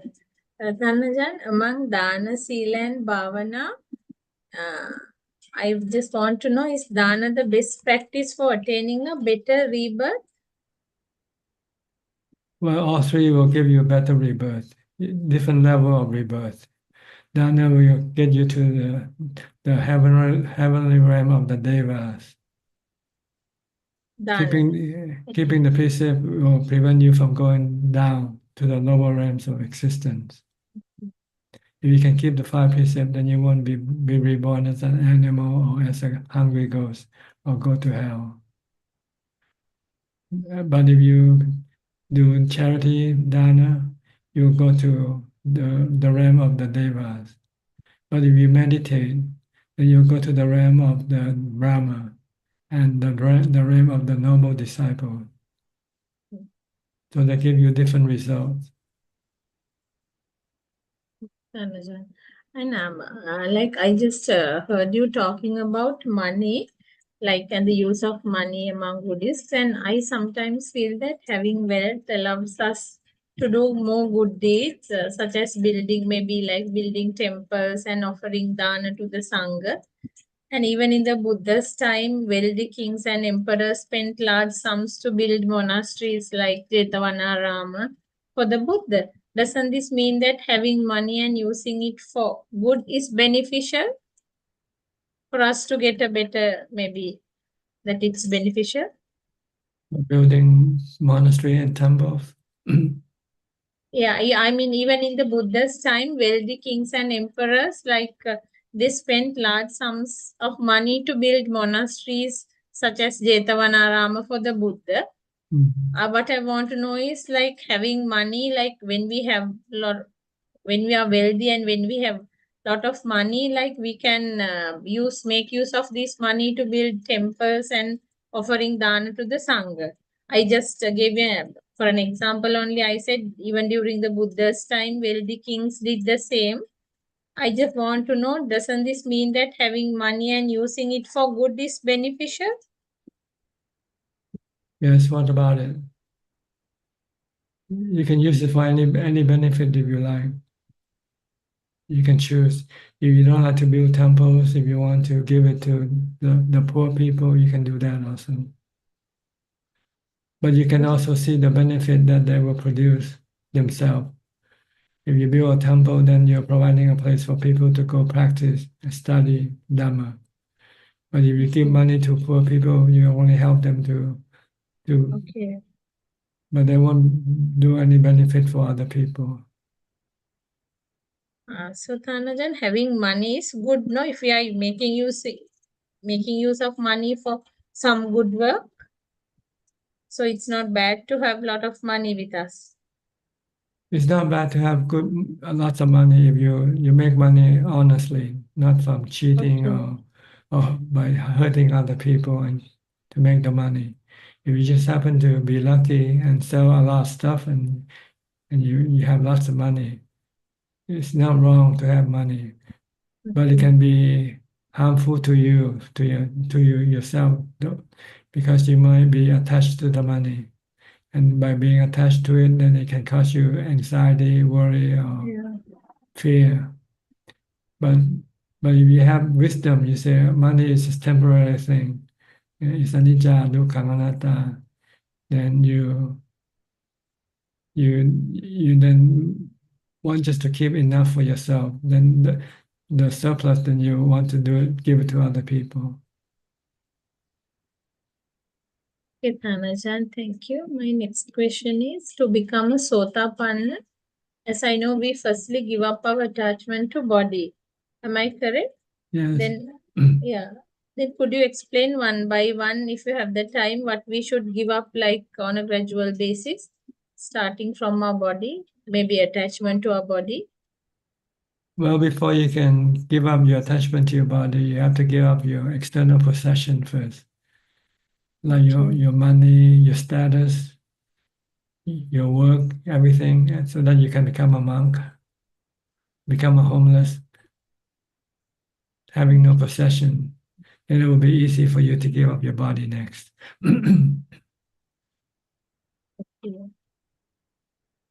Thanajan, giving up our body means like attachment to it. But That's right. that we still have to feed it, and like we have to take medicine when it gets sick. All these Yes. things we have to do, but without getting attached to it. Excuse me.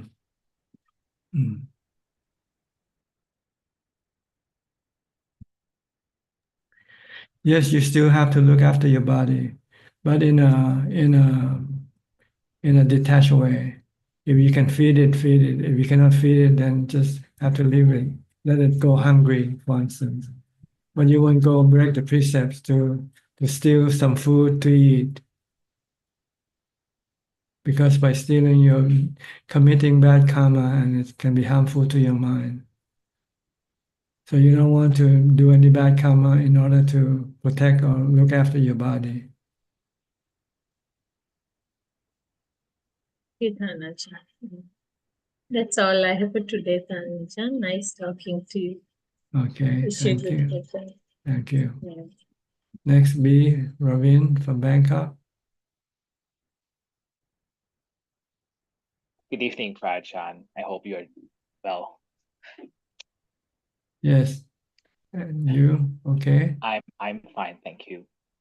Ajaan, before I start, I just want to just reach out very quickly to Sui and check, understand they're in Bangkok. So just in case if you need any suggestions on, restaurants or travel or anything, just feel free to reach out to me. That's all I wanted to say. Yeah. All right. I'm not sure if they're listening or not. They turn off the video. Oh, okay. Okay, anyways. Yep. Anyways, yep. So, Ajaan, based on your discussion today, mentioned a lot about our defilements being very strong. May I ask, what causes the defilements to be strong? Is it ignorance, or is it greed, or is it just not just not having enough strength of meditation to kill them? Not having resistance to them, I guess, it makes them become strong and stronger. But if you start to resist them, then they can start to become weaker and weaker. So try not to assist them. You should try to resist them instead.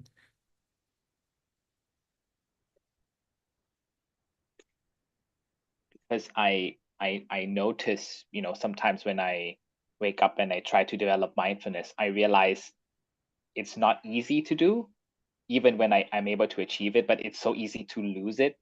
So it seems as if the defilements are very good at distracting us, but when we want to get rid of them, it requires a lot of effort. That's right, because we hardly try to resist them. It's only now in this lifetime that we come across the Buddha's teaching that we understand that we should resist our defilement. So we're just beginning to resist them, but long before that, we've been supporting them, following them. So they're very strong. They're like the what you call the heavyweight champion. We're just beginning boxer, so it's gonna take a while before we can really fight our defilement. But if we keep resisting them at every turn, then we'll become stronger, and the defilement will become weaker and weaker eventually.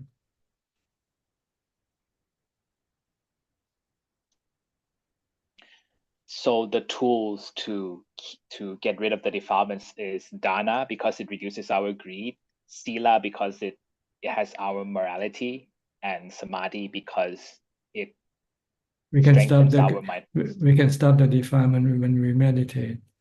When the mind becomes still, then the defilement cannot do anything. And with wisdom, we can eliminate the defilement, because wisdom will tell us that the defilement is bad for us, not good for us. And the objects of the defilement are also not good for us, because they are anicca, dukkha, anatta.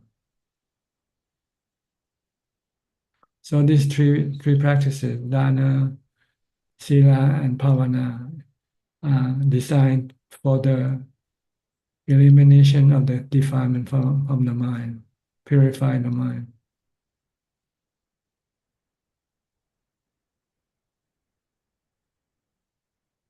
So dana is just reducing greed, so we don't hold on to our attachments, to our belongings. Don't use and don't use the money for sensual pleasure, which is using it for the defilement. And then sila is to stop your greed or anger. Sometimes you're so greedy, you might break the precept just to get what you want. Or sometimes you're angry at someone, you can break the precept, hurting other people. So it's all designed to get rid of the defilement in various ways. Sila deal with the body action and the speech action. Why dana deal with the possession that you have? And meditation is to stop it inside the mind from functioning,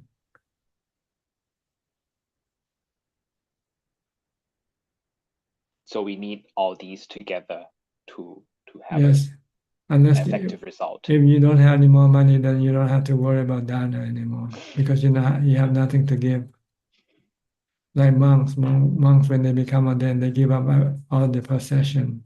They don't have any money, so monks don't have to do any dana, unless if they have some money from people who wants to give them, then they should also give up this money because money is not good for the mind.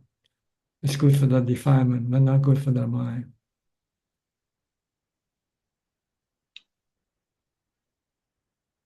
Yes.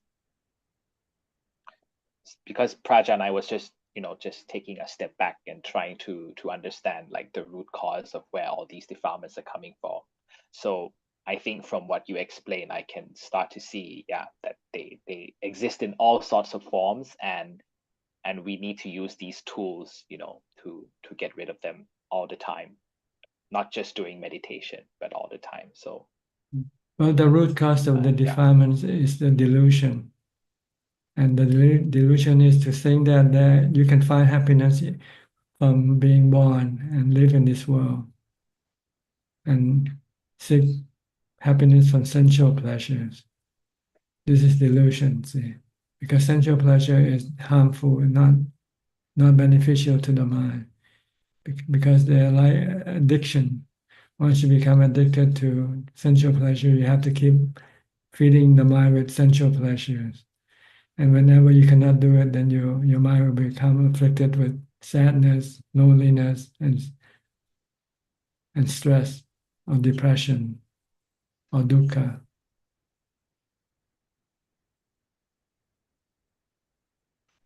So when you have the delusion that sensual pleasure is good for you, then you have greed for sensual pleasure.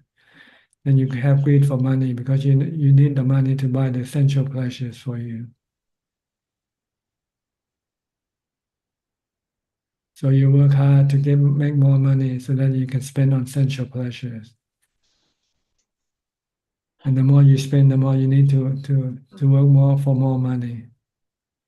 And then you can break the precept if you have to make money easily and quickly, then you might have to cheat or lie or steal or even kill. So the root cause is the delusion to think that going after sensual pleasure is good for you, it's bad for you.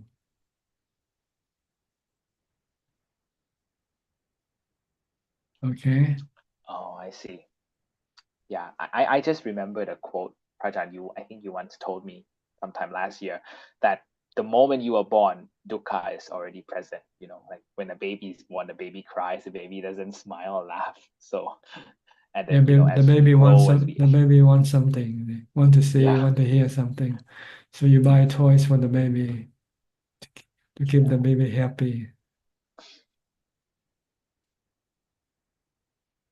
yeah, I just realized, like dukkha is everywhere, but we tend to turn a blind eye towards it. So, Dukkha is in the mind, and it goes up, and it causes you to have dukkha because you keep craving for something all the time.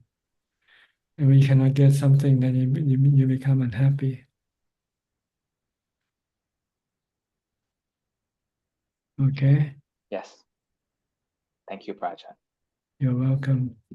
Lynn from Indonesia.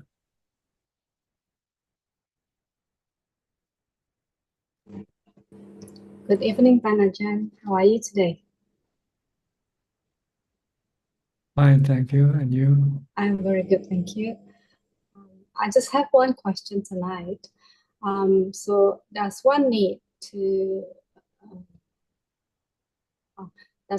be at least a sotapanna before they can truly understand the Four Noble Truths and the three characteristics of life? Yes, by understanding truly, you become a sotapanna, not the other way around. Someone who can see the Four Noble Truths in real time and treat the characteristic of existence in real time can become a sotapanna. Not becoming a sotapanna in order to see the three characteristics of existence of the Four Noble Truths. It's the other way around. If you can see the Four Noble Truths and the three characteristics of existence, then you can become a Sotapanna. Like if you get sick right now and the doctor say you're going to die in 2 days, 3 days, what would happen? You feel stressful, right? You have dukkha if you're attached to your body. But if you can see that the stress is come from your desire not to die, and you know that the nature of the body is anicca, dukkha, anatta, you cannot stop it from dying. So you accept that, then the dukkha, the craving for living will disappear, and your mind become peaceful. The stress disappear, the dukkha disappear. Then you see the Four Noble Truths and the three characteristics in real time. Yeah. Then you become a Sotapanna because you're willing to give up your body because you don't want to have any dukkha. By accepting the nature of the body being anicca, dukkha, anatta. So in order to be able to see that, we need to have the jhana first. You need the jhana to support your wisdom, but you need to have the dukkha, the suffering in real time, not dukkha that we're talking about now. This is not real. But when you get cancer and the doctor say no way to treat you anymore, then that's real. That's real dukkha that you have to deal with. So we need dukkha to get enlightened. You need dukkha to stimulate your wisdom. See? When you get dukkha, then you know you have to investigate what is the cause of my dukkha. The cause of my dukkha is my craving or my desire to live, not to die. But then you look at the nature of the body. Can you stop the body from not dying? You cannot. So you have to eventually accept that the body is anicca, it's going to die anyway, whether you like it or not. And if you resist by having craving, the desire to live, then you're creating dukkha in your mind. If you don't want any dukkha in your mind, then you don't want to have the desire to live or not to die. When you don't have this desire, then the dukkha disappears. And the mind is free from dukkha, from attachment to the body. But it doesn't stop the body from dying anyway. The body still dies. But the mind doesn't have any dukkha with the death of the body. So you need something, some really life-threatening situation to trigger your wisdom into action, your wisdom and your equanimity to deal with the stress that arises from this life-threatening situation. So we need stimulus. When you have when you think you're ready to take the final examination, then you go look for a stimulus. Like monks in Thailand used to go into the forest where they might face the tigers or some wild animals to trigger their fear of death. And they have to use wisdom to teach them to let go of the attachment to the body, because the body is gonna die anyway, sooner or later. If life is so much dukkha, so where can we find the joy of living? Well, people try to forget about the dukkha, and they like to replace them with joy, see, by going after sensual pleasures all the time. But eventually, sooner or later, the body will not be able to support this pursuit of sensual pleasure. And that's when suffering will happen. And then people run away by killing the body instead. But that's not the way to solve the problem, because if you haven't get rid of your sensual pleasures, craving, then you'll come back and reborn again and face the same problem again and again.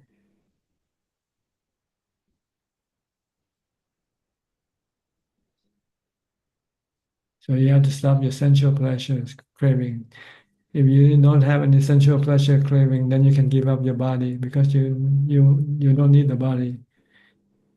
You need the body only because you crave for sensual pleasure. But if you don't have craving for sensual pleasures, then you don't need to have a body. When you don't need to have a body, then it's easy for you to let go of your attachment to the body.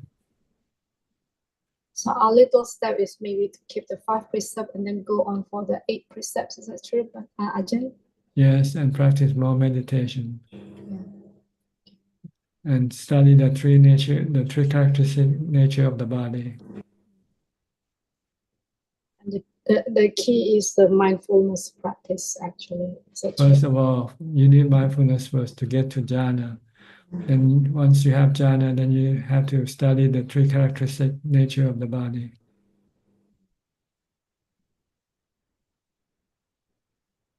And the Four Noble Truths.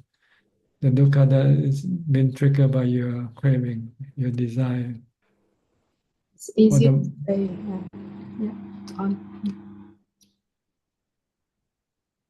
Okay. Yeah. So it's easy to say but hard to do. So yeah. By theory it's easy talking about it, but by putting yourself into the test, that's the difficult part. But you have to build up your mind to be strong enough to take the test. If you have jhana, then your mind will be strong to be able to take the test. Because you can control your mind reaction with jhana. Without jhana, you cannot control the mind reaction, your defilement reaction. For us like lay people, we don't have a lot of chances to face the fear, or like for the monks in the forest, etc. Well, you have fear everywhere. You fear of burglar coming into the house. You have fear of fire burning in the house. Yeah.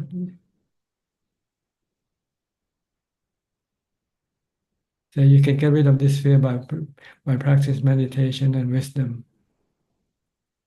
Once you can accept death, then all this fear will disappear. Because all the fear comes down to the fear of death, right? Eventually. Whether burglar or fire or flood, the worst fear is to lose your life, right? Yes, that's true. So once you can let go of your fear of losing your life, then there will be no fear of anything.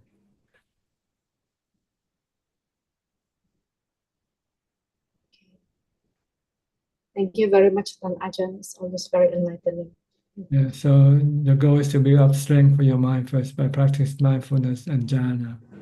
Then your mind is strong enough to take the test. When you understand the nature of the body as being anicca, anatta.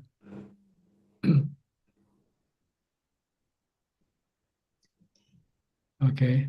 Thank you very much.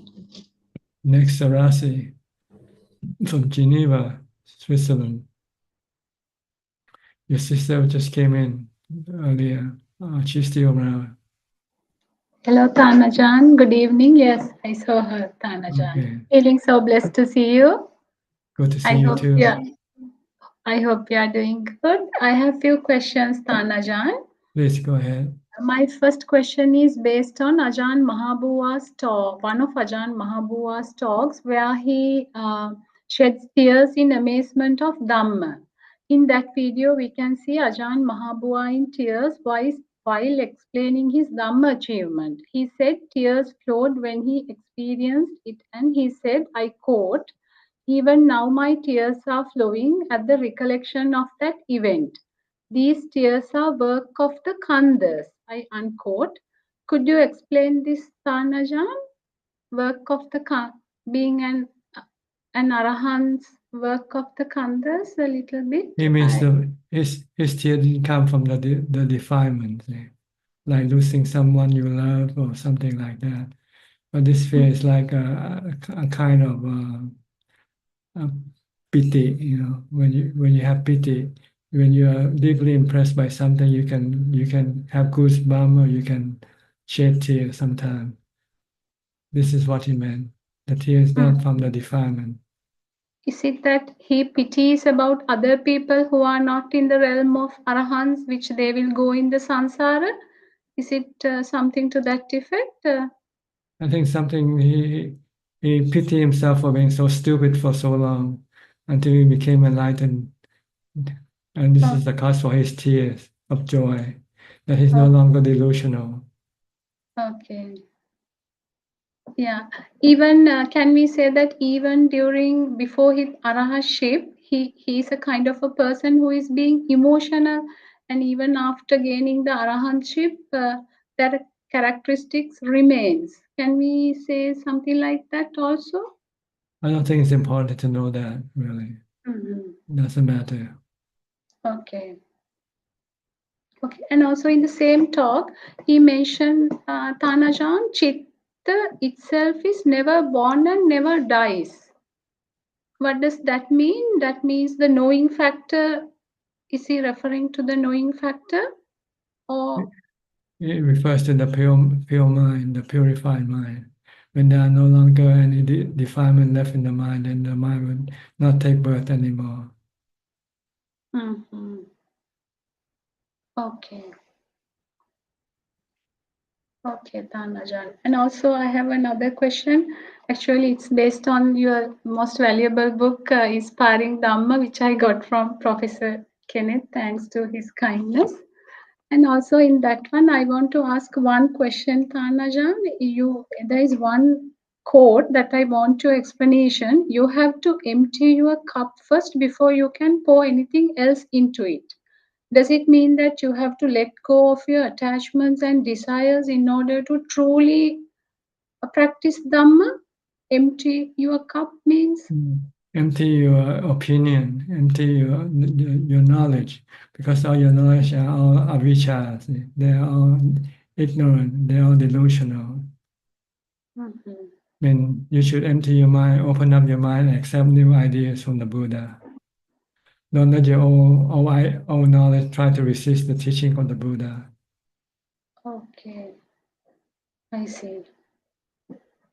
Open up your mind. Actually, it's like emptying your Open mind. up. I see. Okay, Tanajan. Mm.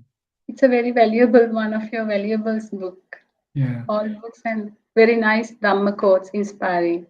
Mm. Thank you so much. Thank you so much, Tanajan. Okay, you're welcome. I wish you good health. Thank you. Belinda from Singapore. Good evening, Ajaan. Wish you good health too. And stay Okay. teach us Thank you. Dhamma. All right. Wish you happiness too. Thank you, Ajaan. And Okay. true happiness, huh? Yeah. Thank you. Happiness from the practice of dana, sila, and pavana. Thank you, Okay. Ajaan. Next, Kokseng from Singapore. Yeah. Greeting, Prajan. Prajan, may I check you mentioned that our everything in this world is anicca, dukkha, and anatta. So, I'd like to check, Prajan. So, in our daily interactions with our family members, so how do we go about interacting with them such that we do not have any dukkha? Do it with loving kindness, no attachment to them, but treat them nice, make them happy, but be ready to lose them anytime because you don't know what's going to happen to them.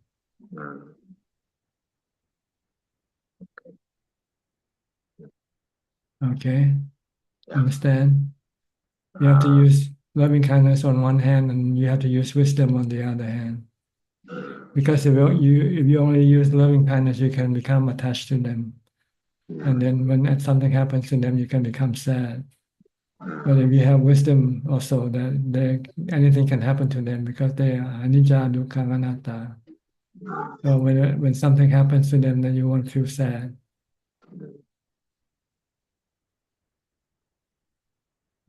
Okay, you have to use both the Brahma Vihara and wisdom to deal with people, to deal with everything actually, everything in this world. All right. Yeah. Okay. Thank you, Prajan. Okay, Ricardo. Hi, Ricardo from Uruguay.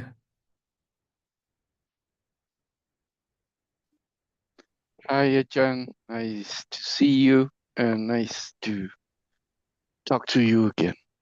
Good. Good We to are see you too. in Very hot for you now, huh? holidays too, very hot. Today is very hot, and we have a power shortage, so we cannot turn on the air conditioning.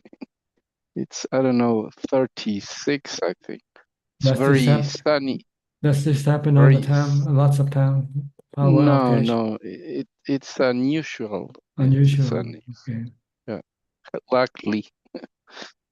But we are on holidays here too, Carnival. And as Alfredo told you, most of the people go to dancing and all that. Yes. But we as Buddhists, we don't go. You go to meditation. We stay here, yes. And again, I shortly would like to reflect or make a reflection. I was thinking right now, thank you for all your wonderful teachings. And I was thinking, all this samsara, we came here to this world, we will be reborn, we will go around lives and lives like the Buddha, 500 times lives. And sometimes it makes me feel some like, is this all about? Why? And I know there's no answer. What I know is that we are here, we have to make our job, I think, to meditate, to practice, and to get out of here as soon as possible. Yes, our delusion bring us here. So we need wisdom of the Buddha to stop us from coming back. That's all. Right. And my following question would be, how do we know exactly when it's just thinking or is wisdom? Because sometimes I'm not sure which one is one. Your thinking cannot stop suffering, see, but your wisdom can stop suffering. So when you're stressful and you can stop your stress, then that's wisdom. Okay. Wonderful as usual. And the last question would be, excuse me. No, go ahead. Yeah. The last question would be, anatta, ourself, right? We sometimes ask for respect and all that, but on behind I see myself, the ego, thinking they should respect me, I'm something important, something like that. And I know this is all an illusion, and we are anatta, no self. Can you tell us something else, please? Yourself comes from your thoughts and your memories. Keep feeding you this sense of a self, But when you meditate and when you enter into jhana, this thing will disappear. And all that is love is just a knowing. Then you understand the nature, the true nature of the mind or the knowing element. That is just knowing and thinking, that's all. And now the thinking is suppressed, the thinking is stopped. So when there's no thinking, all that is left is just a knowing. And when you come out of jhana, you start to think, then you start to think about yourself again. Then you know it's come from your thinking, it's not from real. There's no real thing as a self. We just think about it. We create it by our thoughts. Like the saying say, you think you are, therefore you are. You think I am, therefore I am. Just thinking, that's all. When you enter into jhana, you stop thinking, and then the sense of self disappears. All that is just the knowing. Then you understand, oh, this is the nature of the knowing element. It's an element that knows, that has the nature of knowing and thinking also, and feeling. But there's no self behind this thinking, feeling, or knowing. There's no self. It's just a sense we created. Like sometimes you're sitting here and suddenly you think somebody's behind you, right? When actually there's nobody behind you, but somehow you create this sense of feeling. Maybe somebody's behind me and trying to choke me or something. It's created by the mind. We call mental fabrication. The self is mental fabrication. There's no real self.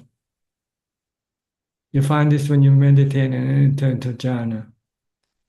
When you stop thinking, and you could not find yourself anymore. Where am I? There's no me. Yes, yes. So this is And what we all lack. We lack the to see the mind in its pure form, without the thinking. Okay. Yes. So I should recall when I'm in that state, Jhana, when I'm recall the state before, right? Where there's no self. You have to repeat your question because your connection is not good. Okay, sorry. Go ahead, repeat your question again. Do you have to recall? When I'm outside the jhana, do I have to recall when I'm inside the jhana so I know what's the real thing? Yes, then you have to, every time you react with a self, you say, there's no self. You should not react with a self. But you can react with sensibility, though. If somebody asks you a question, you can answer the question. But you don't get emotional about it. If the person doesn't appreciate what you say or do, you just be a knowing, not a self reacting. If that's a self, then you won't expect something back.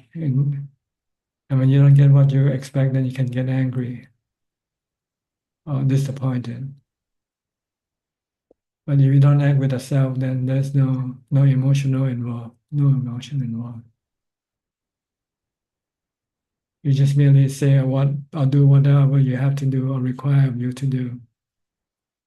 But you don't feel sad if they appreciate what you do or not. You just do what you have to do. You just merely know. If they say something bad to you, you just remain merely know and accept that. Okay, this is what they do. This is what they say. What can you do? You cannot change them. Getting angry at them only causing you the problem, hurting yourself when you get angry.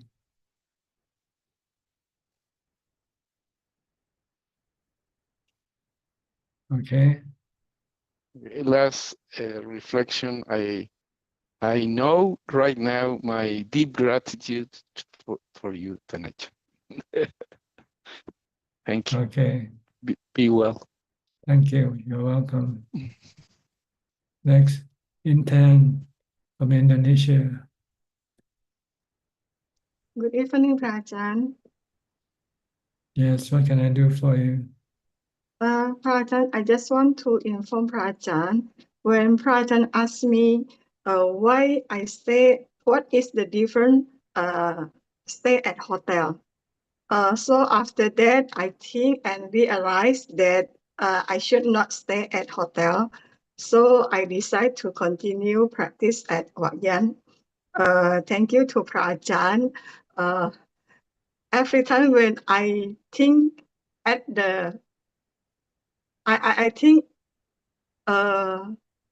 is I think at the wrong side, and Prajan always remind me. Yeah, you're usually being misled by your delusion.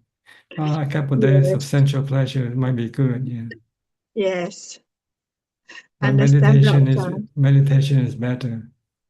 Yes. Not unless you have some real reason that you have to stay in a hotel, then you can stay in a hotel. But not for comfort, not for sensual pleasure. Okay. All right. Prajan, see you on Monday. Okay. Thank you, Prajan. Okay. Next, Priyal and Indira. Good morning from Toronto, Ajaan. How are you? Ajaan. Good. We are good. How are you, Ajaan? Fine, thank you. We were so happy to see Chek and Sui at Wat Yan, now in Thailand, yes.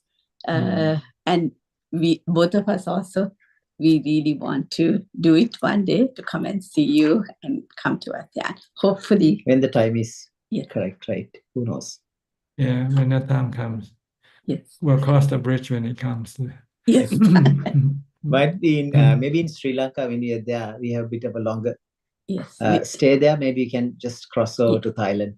Yeah, just about 1 hour or 2 hours flight. I Yes. think. Yes, Ajaan. Once we did that, when we went to Sri Lanka, we went to see lots of monasteries. But then we didn't know about you. So, but it's okay. We will come see you one day. We've learned so much from you. So we are so grateful. It would be a way of showing our gratitude to come and see you, Ajaan. Okay. You're welcome. And also, I'd like to say something with regards to what Mandy asked. Even in, for me too, like I had a little bit of confusion about the role of females growing up in Sri Lanka in Buddhism. And but anyways, even here, Ajaan, we have Aya Medanandi, Aya Anuruddha, Aya Nimala, amazing daughters of the Buddha who's walking the path. So me like such a inspiration to all of us females. So yeah, we're very blessed that way too. At Sati Saradi, that is very close to Toronto. Yes. Okay. You have anything to say?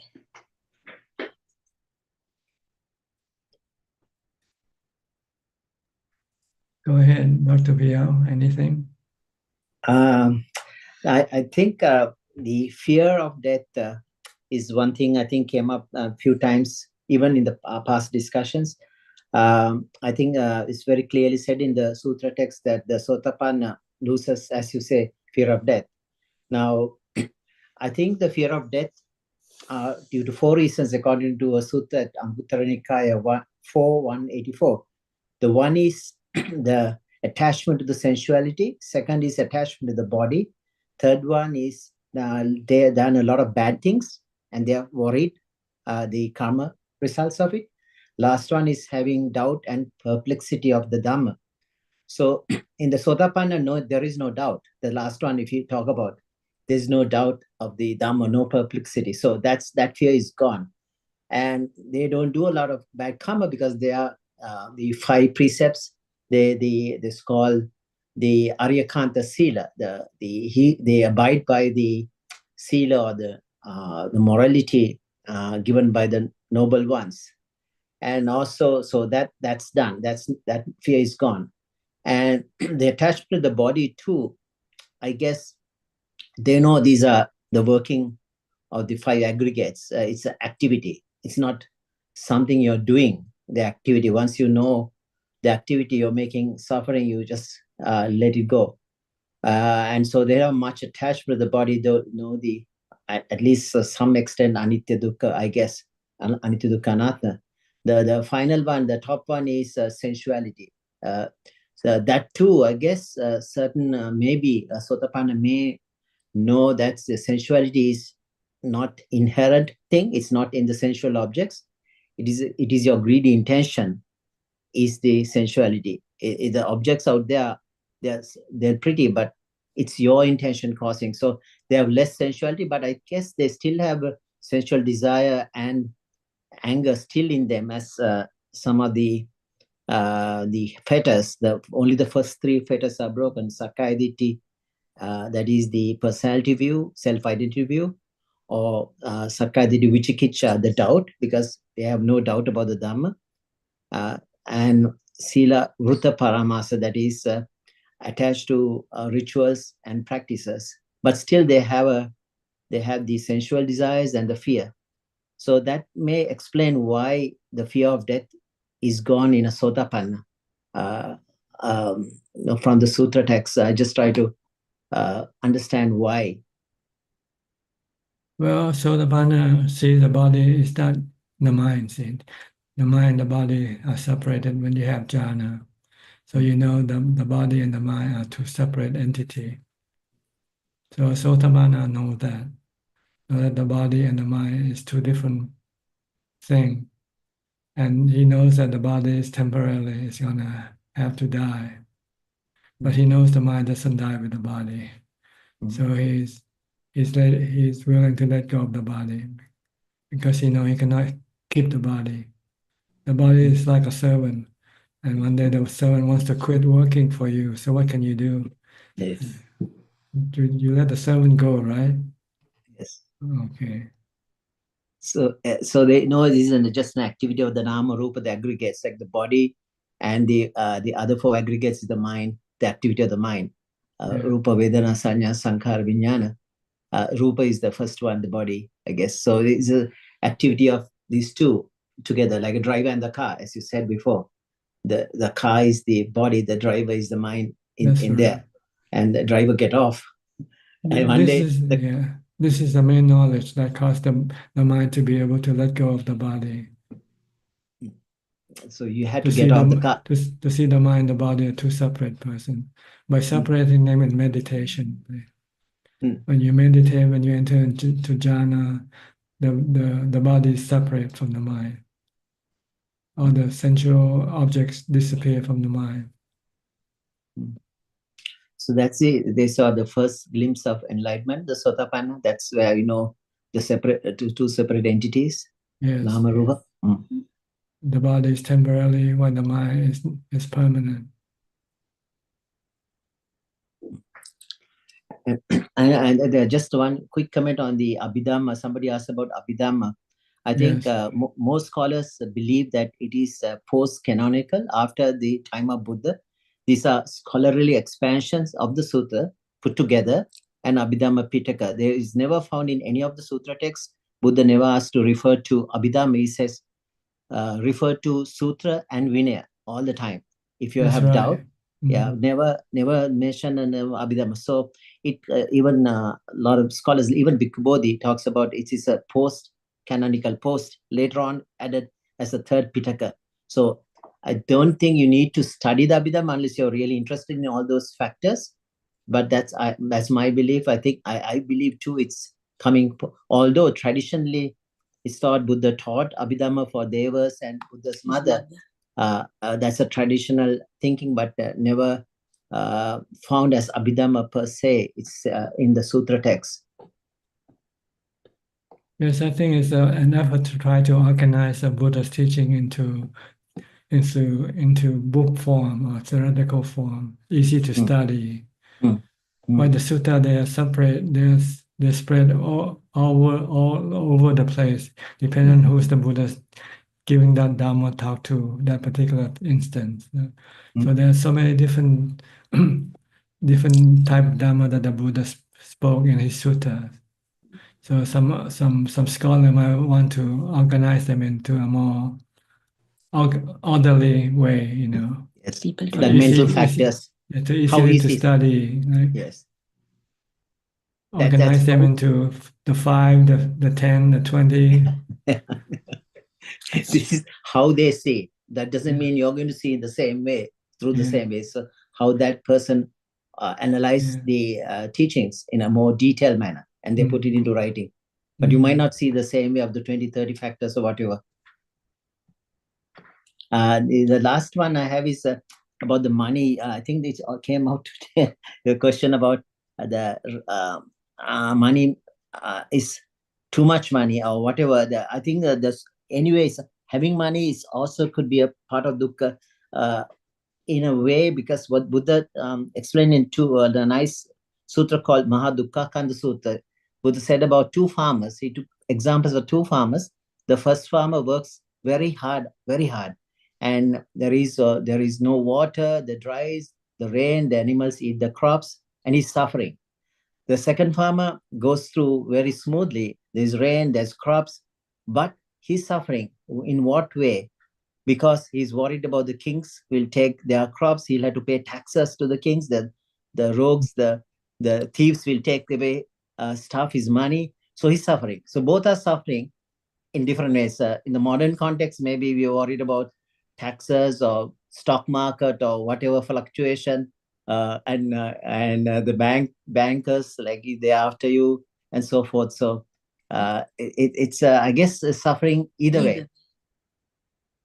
Yeah, only if you only have enough for your for supporting your body, then money can be beneficial only in that regard. If you don't have money, you don't have no food, then you need to have money to buy food and therefore living requisites.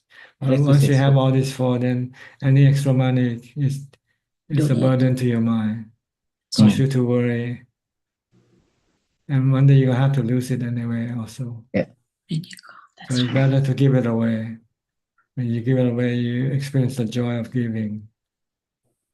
And this joy of giving also remain in your mind and carries you over into the next realm of existence, into the happy realm of existence. That's true. That's a spiritual happiness, like a niramisa sukha, right? It's called, yeah. That's true. Ajaan, I have a quick question. I know its time is short, but there are two ways of enlightenment, like they say Cheto Vimukti and Jnano Vimukti, Prajna Vimukti.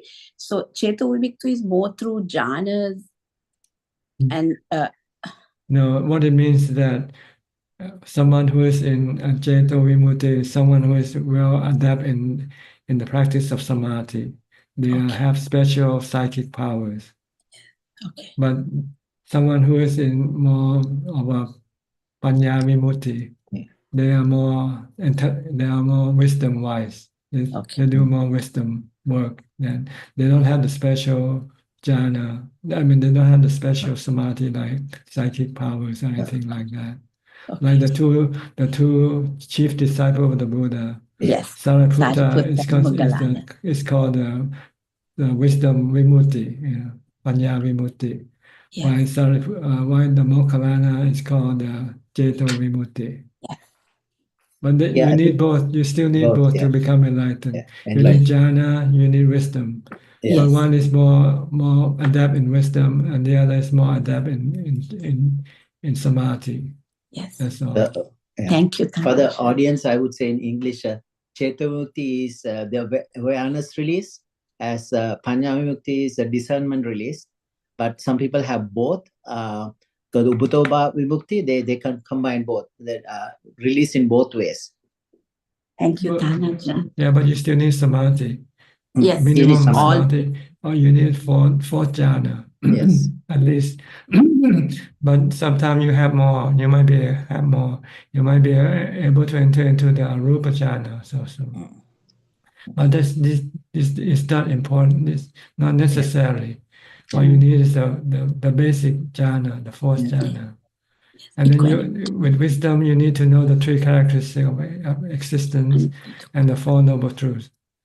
But anything more than that is considered surplus knowledge, which the Buddha had and Sariputta had. They use their surplus knowledge in teaching other people, using it to teach other people. Because you can use simile, you can use comparison, explaining things that makes things clearer with examples. For us, we need only the leaves in the hand, the Four Noble Truths. That's right. Not the leaves in the forest. Yeah, but the Buddha knows all the leaves in the forest. Yeah. Yes. But in teaching, he will teach us the Four Noble Truths, the Eight Noble Path. That's all we need to know. Thank you so much, Ajaan. Theruvan Saranai. All right. Finally, to Diana. I think you're the last person tonight. Okay, Diana, go ahead. Namo Buddhaya, Ajaan Suchart. I have some following up questions. So with this fourth jhana, it's like once you have it, then you like, would it be like under person's control? It's like it's in your pocket and you could just pull it out whenever you need it, or do you just like? No, you have to maintain it. You have to maintain it.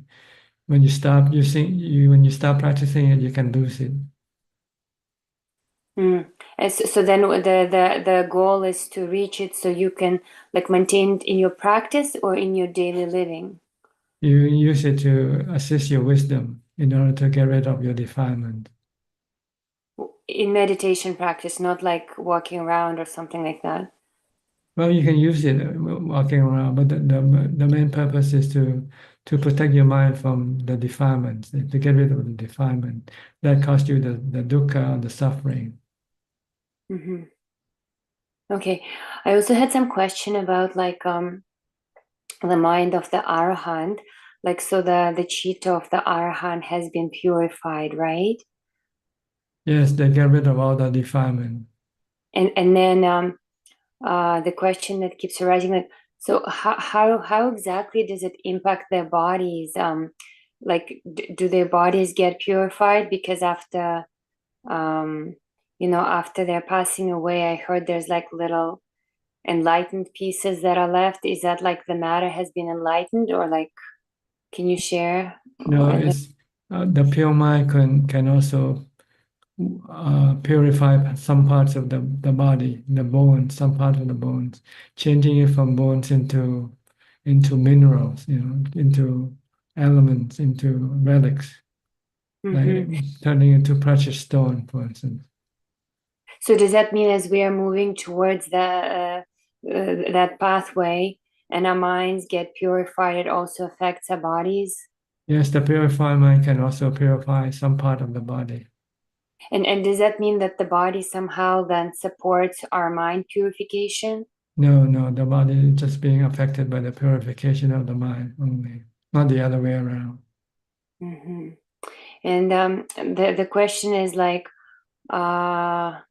sometimes, like, let's say there's some struggle in the practice or with the defilement, and sometimes like feeling the weakness and knowing the weakness of the defilement and feeling lost, like where exactly to where exactly find the support to kind of wishing to moving forward, but realizing that I'm not moving forward. Like, is there like, what can I do to increase the for support for the mind? You need to be close to a noble disciple or the Buddha or his teaching. Because when you listen to their teaching, your mind can become inspired and you can become energized and push you to do more practice. Mm-hmm. Okay, so then it comes back to just staying on the path of Dhamma and just regardless the feeling and the defilement, just like keep investing the time and energy into the path. Yes, just keep studying more Dhamma, listen to more Dhamma talk when you feel lost or you feel don't have the energy to do the practice. Mm-hmm. And mm-hmm. Go ahead. Oh, I know that since I've joined, we've talked a lot about responsibilities for the towards the parents, and a little bit we touched on like responsibilities for the parent to the child again. Like sometimes I is it kind of, would it be the same as towards our parents? Like the Dhamma responsibility, like to share the Dhamma with the children, and then to share the path, or because like I have a child, right? And yes, Dhamma is something good to share. It's the best gift of all gifts. If you want to give somebody anything, if they can appreciate the Dhamma, then it's better to give them Dhamma than money, for instance. Let me just But you have to find the right person also. If they don't appreciate Dhamma, then it's not good to give them Dhamma. If they appreciate money, then it's better to give them money. Okay. Oh yeah, something about the feelings we were talking, you were speaking about today. So like I'm not quite sure I understand how to like respond without feeling anything, because I find that I'm either feeling something positive or feeling something negative. And the question is like, is it possible to, let's say, to be experiencing a negative defilement, let's say, but still like somehow through awareness not be attached to it? Like, is that kind of what that's as far as I got towards understanding like how to. Well, when you start to react with like or dislike, then you know this is defilement. So you want to restrain it. Don't react with like or dislike. Try to react with sensibility or react with kindness, loving So if kindness or compassion. So if I'm aware of the reaction, does that mean that I have that mindfulness over it, and then I can choose my response? Is that it? That's right. If you have mindfulness, then you can know how your mind is reacting with like or dislike or not or nothing at all. Okay. Is it? I guess I haven't explored that possibility. Maybe my mind is not that sharp. And then what's it do? Yeah, you have to get into jhana to get to that point where your mind become neutral, becoming, neither like or dislike, neither fear or deluded. It just remains just merely knowing. Oh, People can yes. say bad thing to you and you don't feel anything. You just know that they're saying something bad, but you don't react with like or dislike. So that's from jhana. Yeah, you have to practice jhana to So get to that point. is jhana something we can take to our next lifetime? If you keep practicing, yes, it will become a habit. In your next lifetime, you will do more jhana than do other things. And then eventually it would get us into like to arahantship and enlightenment. Yes, you get to the level of wisdom. Wisdom. Okay. I also wanted to ask you about this, like a bigger defilement, like something like trauma, which causes like freezing or feeling. Like, so basically it's causing like the lack of feeling, like it's called like freezing. So is this something that mindfulness also help with eradicating? Like this kind of I'm not sure about what you say when you say freezing something. Freezing is just like numbness of feeling, Numbness. which is often a result of trauma that hasn't been processed. Like trauma would be like a feeling that for some reason a body or mind wasn't able to process due to extreme fear, let's say. It just like a blockage of feeling, and then I guess a numbness, like a lack of feeling, a lack of awareness. So then my question is, could application of this mindfulness mindfulness be workable to unfreeze it, so then the awareness comes through, and then I can work with the whatever is trauma blocking. Well, the problem is, can you get over the freeze or not? If you cannot get over the freeze, you cannot get to mindfulness. Well, that's why I'm asking you about it. If you can get to mindfulness, then you can overcome the freeze. But how do you overcome the freeze to get to mindfulness in the first place? You just have to wait for the freeze to disappear before you can come back to mindfulness. I'll need to spend a little more time reviewing your answer here. Okay. This is just what came up this week where the freezing was happening. I was faced with this freezing, and then I realized that sometimes you just have to wait for time to heal itself, heal the problem. it just looks like it's gonna take a long time, so I'm just trying to quicken it. I know, but that's anatta. You try to deal with something that you cannot control. See? Okay. Anyway, try it anyway if you can. I will try it. All right. To wait for it, I guess. I could be wrong. I don't know. You have to try to experiment and find out for yourself. Yeah, I was just trying to figure out a way, because what I realized, it's the mind was not wanting to deal with this freeziness, so it would like not be mindful, basically. Like the mindfulness is leaving because it's like, oh, I'm not going there, but it's unconscious, obviously. It's So I the was just trying. It's the freeze that suppresses the mindfulness.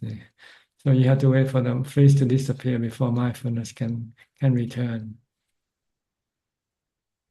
Oh, I just feel so blind during the process, like blind and yeah, like Like I'm wasting time, basically. Yeah.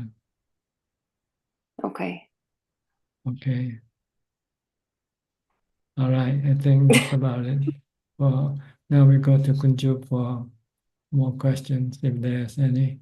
Yes, we have 5 questions from Facebook. ท่านอาจารย์ค่ะ The first question is from Jason Morris. Does a healthy body which gives you a healthy mind help with meditation? Thank you. Actually, the healthy body doesn't give the healthy mind. Healthy mind can come from practicing Dhamma. So, but if you're happy physically and mentally, then it's good. It's easy for doing the meditation practice. Yes. The next question from Jason is it wrong to have a balance of family life, sports, and a little social with no alcohol in your monthly life? I have been meditating for 2 years for 1 hour in the morning, and it sets me up for a day here in Pattaya. It's up to you to decide which formula you want to maintain with your life. But ideally, the more meditation you can do, the better will be for your mental state of mind. The next question is from Minnie Pool. Dear Ajaan, if we are a leader of a nation and another nation takes advantage of our nation, what should we do? Wait until you become one first before you look for that answer. If we are an ordinary person, someone takes advantage of us, what should we do? Can you repeat the question again? If we are an ordinary person, someone takes advantages of us, what should we do? If you want to remain calm and peaceful, then let them do whatever they want to do. The next question is from Sam Ko. Bow to Ajaan. May I know what to do if our parents stubbornly tell us something that we don't agree or even harm us, but it will affect our whole direction of life? How to fulfill filial piety in this scenario? Thank you. Well, if something that they tell you can hurt you, then you don't have to believe and do what they tell you to do. The next question is from Sulan. Dear Ajaan, hope you're well. Your advice last week was very helpful. I have a question to ask. How is it that some people have so much energy than others, even if they eat a lot? How can we grow our energy level and fight tiredness all the time? Thank you. Well, there are 2 types of energy, mental energy and physical energy. Physical energy comes from do a lot of exercise, running, jogging, you get a lot of physical energy. And mental energy, you have to do meditation. You have to practice mindfulness and meditation. Okay, is that all? Just one last question just came in from Angeline. How to explain dana terms to lay people in order to encourage them to do dana? How to explain to them? How to explain dana terms to lay people in order to encourage them to do dana? Just tell them dana is food for the mind. The more you give, the more happy will your mind be. The more contentment you will get from the mind, from the mind. And the second part to that is how to encourage children to do dana, sila, and pavana. By example, you do it with them. Like in the morning, you take them to the temple and give food to the monks, for instance. You have to teach them how to do it first. And if you keep doing this, then you can start a habit for them. So when they grow up, then they will start to be able to do dana themselves. That is all, ka. Okay. That's about all the time we have for tonight. Thank you for your company. I hope this meeting is useful and can push you or propel you to a higher level of practice. In the meantime, please stay safe, be mindful, and keep on practicing. And if all goes well, I'll see you all at the same time next week. Thank you and goodbye. Sadhu, Thank you, sadhu, Thank you Ajahn. very much. Thank you, Everyone. thank you, Tanja. Thank you so much. Thank you, Amy. Sadhu. Good night, everyone. Thank Good you. night. Sadhu. Thank you, Tanjan. Good night, everyone. Good night. Good night, and thank you. Bye-bye.